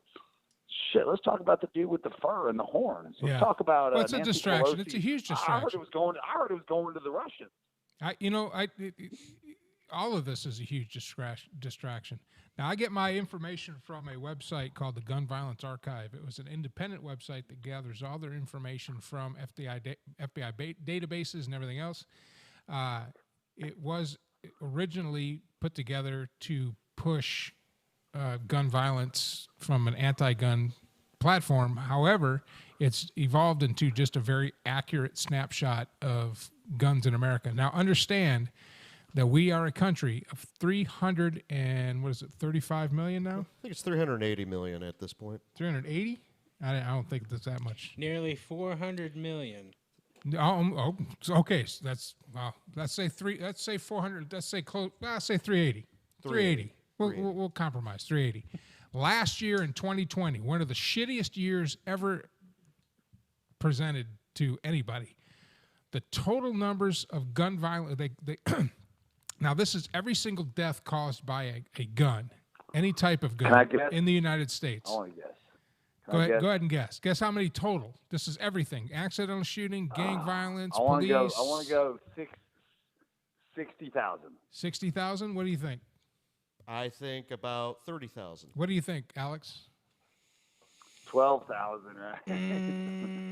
Let's see. I'd gain it lower. Probably around 30. 30? 35, Mike? 37,000. There's no such thing as gun violence. How many people were killed by handguns? You going to guess or no? Now, remember, if just killed by handguns? Or killed by guns. Oh. These are all gun deaths. Every single for any reason. Actually, the number will be suicide, accident, homicide. Everything. Homicide, suicide, accidental discharge. Actually, the number will be lower self-defense. because if you test positive for COVID, they're going to say it's a COVID death. No, not a this is gun true. death. This is true. Here's the numbers. The total number of people that were killed by guns of any type for any reason in a country of 380 million, 43,464. I wasn't too bad. Wasn't too far off. Yeah, I wasn't too far off either. Those killed by homicide, murder, unintentional, or law enforcement, 19,308. So half, Less than half. Nearly half, half were self-inflicted. 24,156 used a gun to commit suicide. So more than half. So take suicide out of it, 19,308. So let's break it down even more. You know how many people died from mass shootings last year? And a mass shooting is categorized as any shooting involving 3 or more people where one is either killed or seriously injured. That's a mass shooting. I think it was more than 100. I'm going to go with 107. 107? What do you got? I didn't see it in the news, so 0. 612 people. Oh, good. Categorized as a mass shooting. I mean, you can count a drive-by. Exactly. In If the ghetto as 3 or more. Oh, yeah. If Well, 3 and then New York 3 or and more. New Jersey saw Oh, a yeah, spike the in gun Chicago violence. and New York, yeah, exactly. Mass They were murders? getting in what's called How gunfights. you know how many people were killed in mass murders using a gun? 20. Number of children killed, that's age between 0 and 11. 290. In the country? In the country, the entire country, 293. Yeah, that's tragic. Oh, yeah, I was about to say Less 300. less than drowned in swimming pools. Which is I was going to Oh, ask. no shit. which how is in the many thousands. people Yeah, that's died? in the thousands. How many people died? How many died in automobile accidents? And how many died in aviation accidents? 44,000 in Just automobiles. because of speed. Just because of speed. I don't know. We'll look that up. We're still on the gun stuff. I still have a whole thing I'm going through here. So number of children, let's see, number of teenagers, 12 to 17. 12 to 17 killed, 1,068. And I can bet you a lot of those are gang violence in Chicago, L.A., New York. Or suicides. Or suicides. Yeah, or suicides. Officer-involved shootings. Younger generations are so sad for In some reason. 2020, guess how many people were killed in officer-involved shootings by gun? 0. I'm gonna go with 293. 293. What do you got? It's not 0. Come on. 15. 15. Alex? I don't know, probably like 27. 27. Mike? 69. 59 people. Wow. Okay, I were was actually killed. really close. You're actually really close. And do you know how many officers were killed or injured? 112. 348. So Yeah. You know how many deaths were caused by defensive use? 1,432 times. Somebody's life was taken in because they were attacking somebody, and the guy defended himself. Yeah, well, I was just watching the new Netflix documentary about the Night Stalker, and I was like, God damn, I'm glad I own guns. Yeah. Right. Well, you know, I was like, man, this is really fucked up. It's one of those things where someone brought up an anti-gun. It's like, well, I'm self-defense and I don't need a gun, and only pussies need gun, because that's the angle people take, is only pussies need guns. Here's the deal: if you come into my house and I'm dead asleep, and you're coming in here to do me harm, I'm not going to get up. You're not going to give me a chance to stretch, go to a neutral corner, come out fighting. That's not how it works. I'm going to be half asleep. I'm going to be scared, or I'll admit I'll be scared, and I'm going to grab up my firearm and defend my home. I'm not going to fight fair. I'm not going to give a chance. It's a stupid argument to say, well, I'll fight him. I'll face him face to face like a man. No, you won't. You're going to survive the day. That's what you're going to do. Fair fights only exist in sporting events. Exactly. Everything else there's an advantageous, side to it. You don't bring your fist to a knife fight. You don't bring a knife to a gunfight.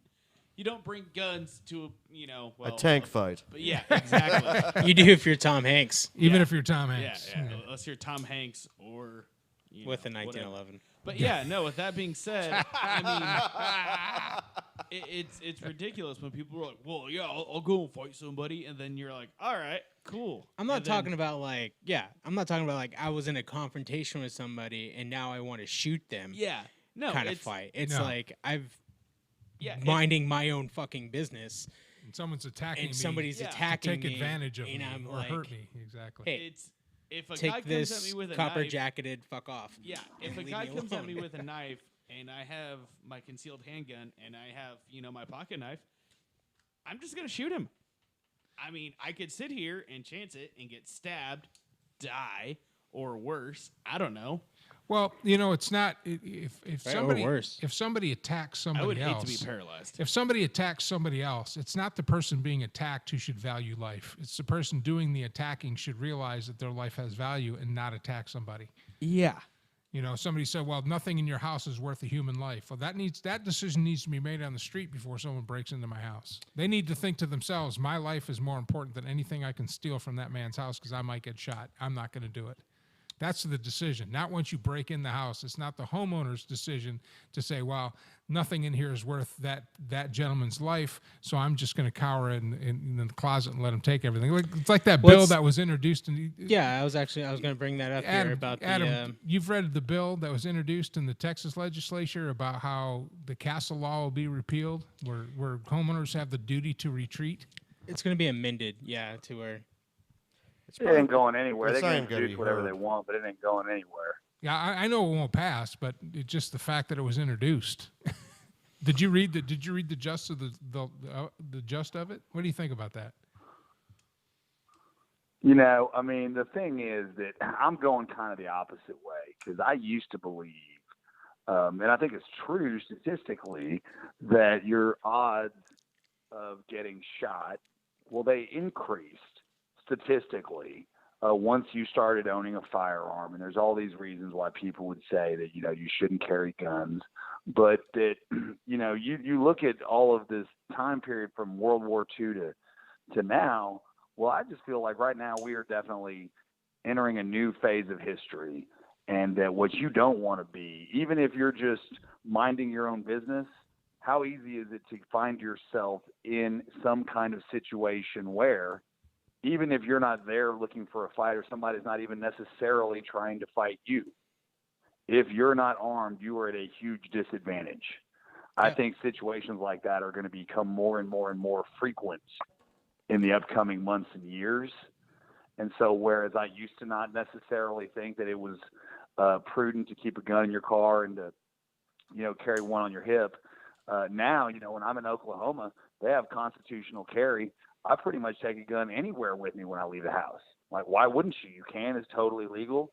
And you never know. I mean, you might shoot a hog, but you never know what's going to happen. And so, I certainly feel like now more than ever, an individual's Second Amendment rights are something that they should be protecting, because what is clear is that we may not agree on who is going to do us harm. We all agree that there are those people in power that will do us harm. And so for that reason, I think there's all certain things that we should all be able to agree on. And one would be how important it is to be able to protect yourself. And I definitely think that that's another area where you're going to see the clear divide. People saying, yeah, you have to retreat from your own home. No one can have a gun ever. Yeah, and all of these voices, just so you can have that sort of, just division with nothing left to talk about. How do you have a conversation with someone who's sitting there saying, well, you need to retreat from your own home? A perfect example of how they're already laying the groundwork of this is a gentleman was stopped at the Capitol who, it turns out, and this has been very quiet, it turns out he was part of a security detail. He was hired as a private security officer and was just going to work. They stopped him, and then he had the loadout for his group, for his security group. So it's like, well, he had 500 rounds. Like, that somehow makes him more dangerous. I just want to let everybody know that it does not matter what type of firearm you have. And you can have 1,000 rounds or you can have 100. You can still only shoot one at a time. So, but the groundwork is there to say you can only own so much ammunition and not anymore. And basically, if the first thing you want to do in a war is deny your enemy supplies. Just food for thought. No, 100%. And what I didn't like was it took me 2 readings to realize that this guy is just driving down the road. Yeah, he wasn't even going. Well, he was working. He was working the event as a private security. This was in D.C. or was this? Yeah, it was in D.C. He was stopped, and he had a pistol and 500 rounds of mixed pistols, shotgun. Basically, he had the loadout for his security detail, and he was going to. He wasn't there to do any harm to anybody. This wasn't the guy that was found with 20 Molotov cocktails in his backseat? No.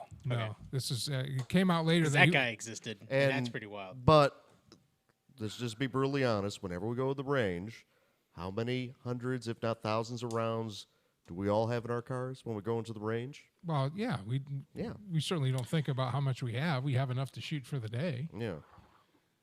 But what they're trying to do is they're trying to demonize 500 rounds. They're trying to make that sound like it's a lot. They're trying to say, that's 500 rounds. Is you like, fit that in a knapsack. Yeah, about to say, I've had a good range day where I've shot maybe the same 2 handguns and went through 500 rounds of 9mm and didn't even think twice about it. I was when I went and shot the NAC 9 at the range. Pretty easy. And I went through all my magazines, and I was like, yeah, this should be good for the day. And I was just kind of sighting it in, and I was like, shit. I'm out of ammunition. Yeah, 20 minutes later, right? 20 minutes later, yeah. It's like, that's like $30 a magazine. What the hell was I doing? It's kind of crazy if you think about it, too, because, 500 rounds in the pistol world, that's not a lot. $500, depending on what you're shooting in the rifle world, can be a lot. If I'm shooting 500 rounds of .338 Lapua, that's $2 bills every single shot. Yeah, every single shot. That's a lot. More so if you have to add more ammo at the range itself. So basically, captured audience. The whole point I was making is the groundwork's being laid for later to say, well, now we need to not only do we need to restrict magazine sizes, which makes no difference. Now we need to restrict how much ammo someone can have. Which then begs the constitutional dilemma. Don't they do that in New York how, City? Which then begs the constitutional dilemma is what would be, and this would be a good question for you, Adam. What would be the probable cause to actually go into someone's house to check how much ammunition they have? Or what would be a good reason to do so, other than maybe, I mean, would it take a neighbor complaint? Would it take a gun store? Maybe, you know, somebody checking the gun store records of how much ammo you've purchased, and then they come check and see how much you have? I mean, what would be the constitutional ramifications of that? Well, you know, as you know, that's the way it works, is that cases get challenged after conduct, and then is when you get review. So, you know, that's exactly right, is that somebody, I think you could have all different types of, first of all, you could have electronic data, right? You have whatever sort of internet communications, whatever things that are found that could lead to probable cause. You could have neighbors, friends, loved ones, just people making reports. You could have, as is oftentimes the case, police using confidential informants. You know, why wouldn't you just do that? All the old playbook you used to have with the war on drugs, bring it out for your war on guns. I've got so-and-so, he sells illegal guns and ammunition. He's been reliable in the past. His information has led me to confiscating numerous weapons and blah, blah, blah, blah, blah. And so, yeah, now you show up at someone's house. Yeah, we got a search warrant. We heard you have all these guns, and lo and behold, you do. Because how hard is it if you're going to go out and buy ammunition and buy these things now that they're doing things to make them scarce, to, you know, get people to snitch on, you know, their friends and neighbors and get that information, put that into some kind of a search warrant, right? And then understand it.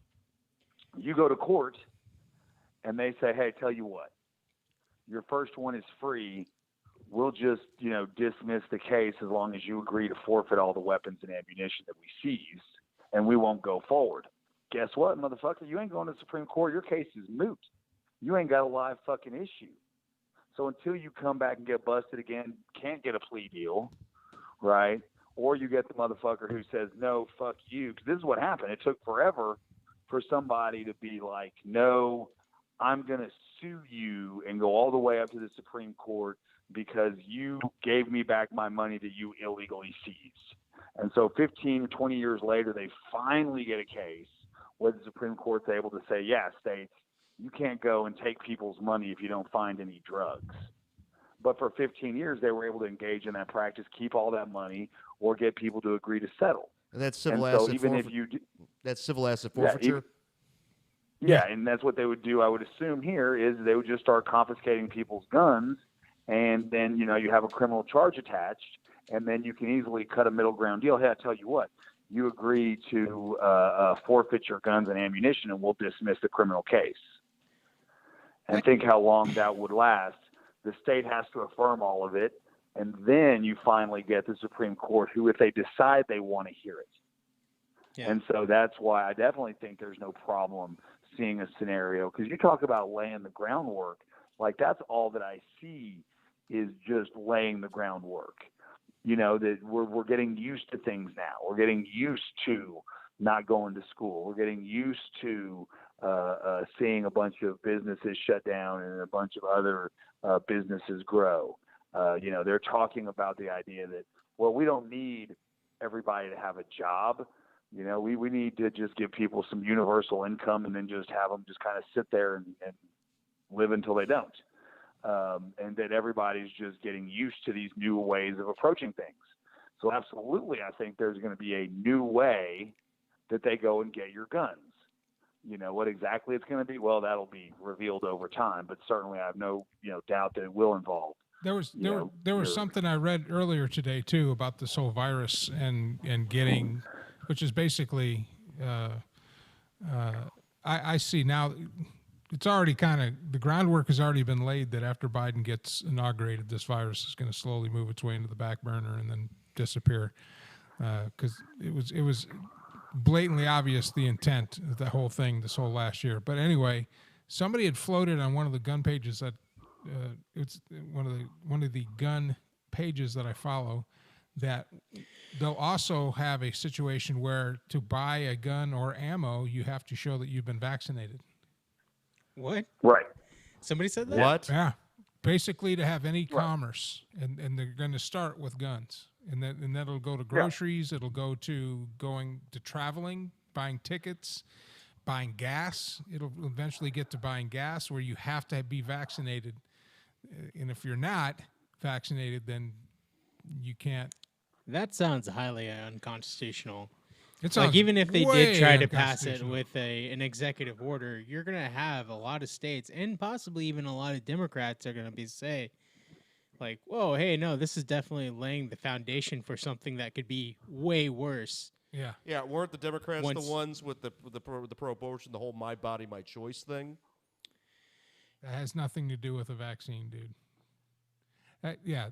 But hold it's- on. I get what you're saying, First, yes, but first of all, my body, my choice about putting putting something into my body that I don't want into my body is a lot different than the consequences of an act that by nature is designed to create life. And I'm not going to go down that whole path, because that's not what this is about.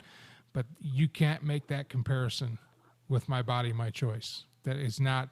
That's a whole other discussion But at a whole other level. So I mean, I'm turning their rhetoric sideways on them, though. Anyway, if you're wanting to talk about what they're gonna start doing, I mean, I got sent this, and at first I honestly thought it was just a shit post.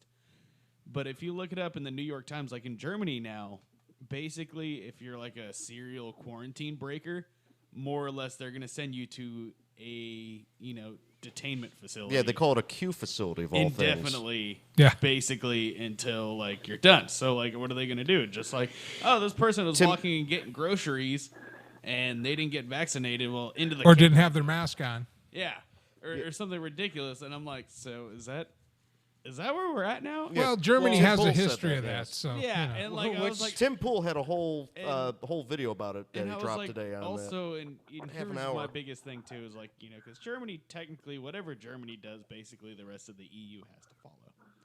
Yeah. So is that going to be like EU policy? Is like, hey, if you're a quarantine breaker or not a mask user or whatever, you get sent to the gulag, to the COVID camps. Like, is that how that's going to work? Because like, Well, I don't the think that's going to fly. the dude. conspiracy theorists have been taking pictures of National Guard camps, saying it was FEMA camps that we're all going to be herded into for years. That's always been a kind of a. And now it's becoming Okay, real. understand I'm that going to be whole- real with you. I still don't trust FEMA. Oh, I don't So, either. No, they I are don't either. probably. But I don't believe that. I Having- don't believe that they're gonna. I don't think FEMA is ever going to be to a point, or this country for that matter, is ever going to be a point where trucks are going to come around, pull people out of their homes, and take them to camps because of Having- an ideology or because of anything. Oh else. wait, it Having happened done- during I mean, it World War happened during World before. War II. It happened during World War II, yes, and that has been already painted as a huge mistake. And if you think that that's going to happen again, then I guess. But I You've don't been think it's saying going to. you've been saying that all year, and all year. You're Have I- saying, you're saying fart in the wind. And I didn't Europe's want to going- say you've been wrong because I didn't want to be rude, but What was I wrong about? you have Alex not and I have been been super correct. What have I not been correct about? Is the election over? Technically, no, it's not, because the Democrats aren't in power. If Trump would have conceded weeks ago or months ago, You said that this Trump whole- was going to concede, that he doesn't even want to be president, that this is all Yeah, I just called like that a wrong. Europe, thing Europe, that I called they're- that. and I Europe- called that wrong. And, I called that wrong. Europe is going into what they call a level 4 lockdown. The entire continent is being locked down. So I think we're next. So the whole thing about the virus being a fart in the wind. Also, Canada Well, I is tell you also what, going through a level 4 lockdown. But have you seen that L.A. and Chicago are already saying that they need to open up businesses? I did see that. It was Yeah. it was Dude, the but- workers of Austin, the They're just construction doing- they're- workers and they're just- the labor workers of Austin are not gonna they already don't, Yeah, they already go. They to already work. don't give a shit. And They're like, oh, I wrote an article about that in the as Hayride. as I was back in driving by March. as I was driving by 6th Street Saturday night on my route, guess what was packed? Oh yeah, that was Bars. pretty wild. Same thing with Rainy Street. It was So I think packed. people are already like, you know what? Fuck this. We're just gonna. They can't arrest all of us. Kind of like the thought process at the Capitol, which backfired. But I Which don't think, backfired I because don't he took think any. selfies. But the only difference is in Austin, the police don't even care because they don't want to do anything to get fired. Yeah, yeah. So, I don't, well, Adam, I do want. I want to ask this is Go ahead. because I don't know that I agree that this thing's going away at all. I honestly think that it's going to stay here and keep staying here, and that it's already got so much value because we've done some things this go around that we've never done before. Nobody's really talking about. Nobody's really concerned that people have been denied jury trials for damn near a year during the Spanish flu. Texas shut down courts for 1 month. 1 month was how long people were not getting due process. At the federal system, they never shut down. In fact, there was 4 judges on the circuits, and 3 of them got the Spanish flu. So one judge traveled around and covered everybody's trials. wow. And that right Damn. now, everybody's just fine with, hey, listen, we can't have trials. We just gotta get rid of all that due process because we might get corona. And so, Yeah, basically- that was my question. Yeah, and Corona is not anywhere near the Spanish flu. Not even in the same ballpark. It's like the Spanish flu is Tom Brady taking Tampa Bay to the Super Bowl, and this is like, you're going for a Pop Warner championship. Right. And so the thing is, though, that once you set a precedent, that's the joke I make. How many people have to die from a new variant or a problem with the vaccine before all hell breaks loose and we go back to because to me what it relates to is the grinding, right? All the people that are no longer able to function and survive, well, that's just more money for someone else down the road. Didn't Denmark? And, and that to me, yeah. Go ahead. Didn't Denmark suspend rolling out the vaccine because too many people were developing adverse complications?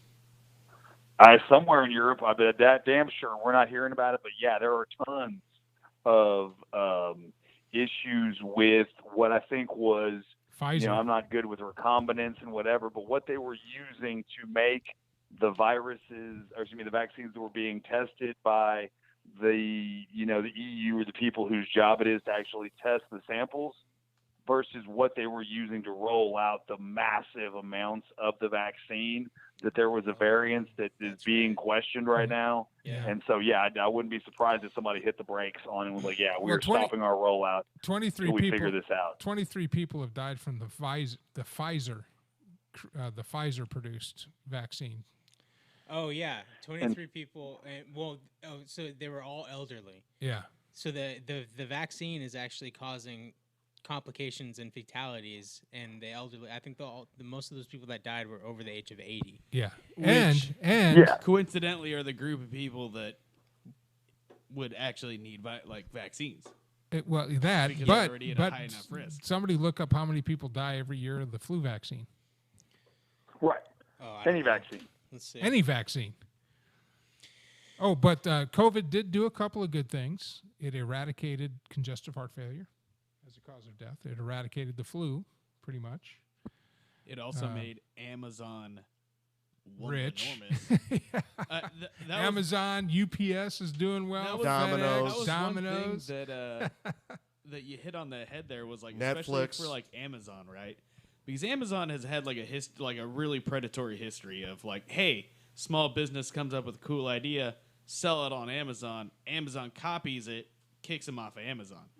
Or with certain areas, they were banking on. I guarantee you, Amazon was banking on certain delivery services not doing as well, or the postal service not doing as well. Because there's certain areas now, the Prime is basically your sole delivery service. Oh, yeah. Not only that, but basically for every goods, I think now you can literally buy prescription drugs directly from Amazon. It's wild. I was driving by the airport the other day with one of my coworkers, and the fact that I was I think it's nuts. Amazon literally has at this point in time, if I'm not mistaken, they pick up delivered directly from the source unless it's, something that's an in-house company. So, like, let's say you make hubcaps for a Ford car. Amazon literally picks it up from your factory to Amazon warehouses. Yeah, it's the logistics chain. Yeah. They've moved to the front of the logistics chain. It is A to Z, but on top of that, it's the way they do it. So let's say you make this product now, and you were selling it for $34. Amazon will either buy you out or ban you and then sell the same product for $12. From China. Undercutting you and ruining your business. Yeah. So, and that was one thing that, it was brought up, and I was like, people don't think about it, and they're like, how can you let Amazon get so big? And you're like, coronavirus literally. Oh yeah, because everybody's afraid to leave their house. Yeah. But hey, we are at the end of our show. Adam, you're in Oklahoma now? No, I'm back in Austin. Oh, you're back in Austin? I'm always Okay. moving around. All right. Day to day. So the next time you come on the show, why don't you actually come on the show and drive that's what on I'd like up to here? do. And I do. I've got an idea, guys. I really got an idea. I want to see whether or not we can do like a sports talk radio about the corona and the anti-Trump vibe as it goes through That's basic. 2021. Because I think some guys are going to be shooting some good shots. There's going to be some scoring. There's going to be some real big production. Adam, thanks for coming on. Man, we need to break bread sometime soon, man. I miss you, buddy. Soon. I'll definitely give you a shout. I'd love to be back on the show. It's a great time, fellas. Thank y'all so much for having me. Adam Raposa, Nice talking to you. out of Austin, Texas. You have If a you good one, need man. Take care, fellas. Thanks. I tell you right now, if you need a lawyer and you need someone who's going to go actually fight for you and just, he's a little over the top sometimes, but Adam Raposa is your guy. He's a little, as a police officer, I've been his opponent. That's where I got to know him and we became friends. He's a DWI lawyer. So I arrested a lot of DWIs, a lot of his clients I met in court, and that's how I got to know him. And he's a man of tremendous integrity. He's a little wild, a little crazy, but he's definitely on board with the Constitution, and he will fight for you. Adam Raposa, remember that name.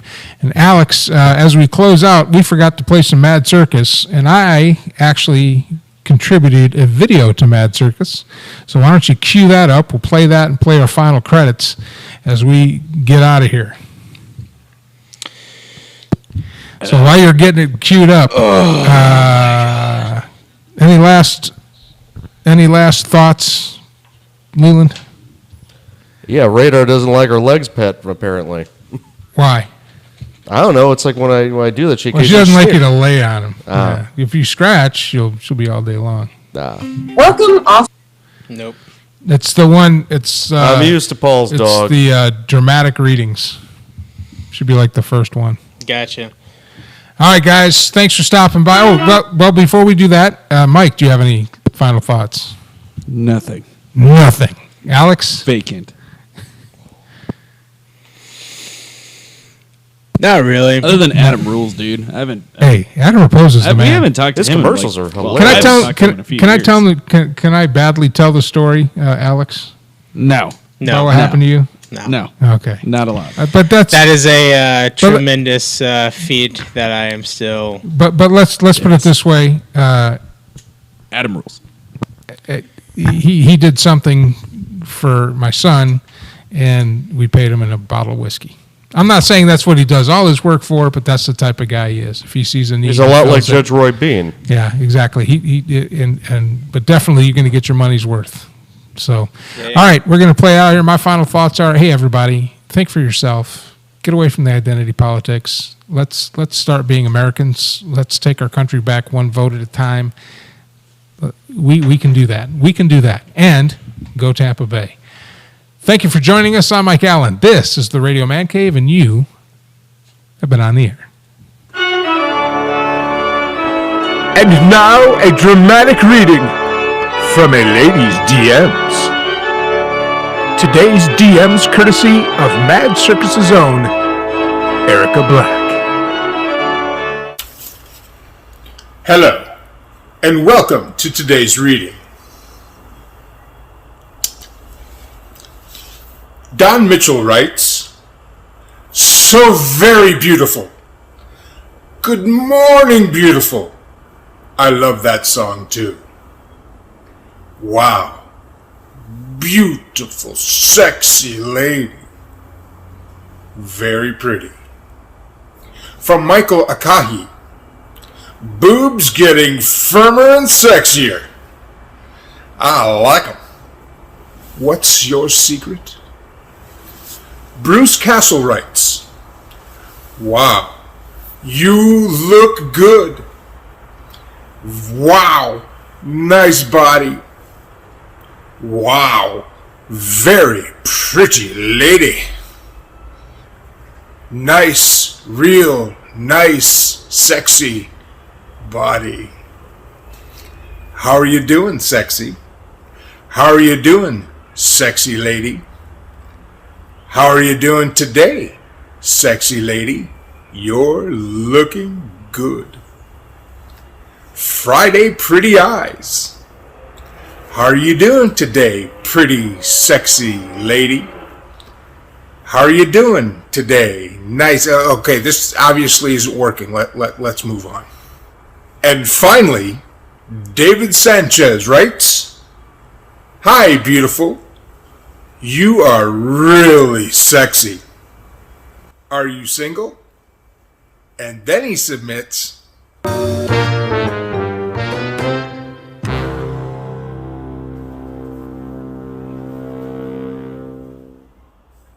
seriously, does that ever work? Ever? Those are today's readings. Thank you, and good day. If any of you out there are getting wildly inappropriate DMs, and you would like us here at Mad Circus to read them dramatically, simply screenshot them and email them to madcircuscomedy@gmail.com. Hey everybody, Mike Allen here. If you liked that last video, well, all you have to do is subscribe to the channel, click on the little bell thingy so that every time new content drops, you get notified. Plus, follow us on all our social media links because, that's the thing to do. Thank you for stopping by. Hope you enjoyed it. Hope to see you again real soon.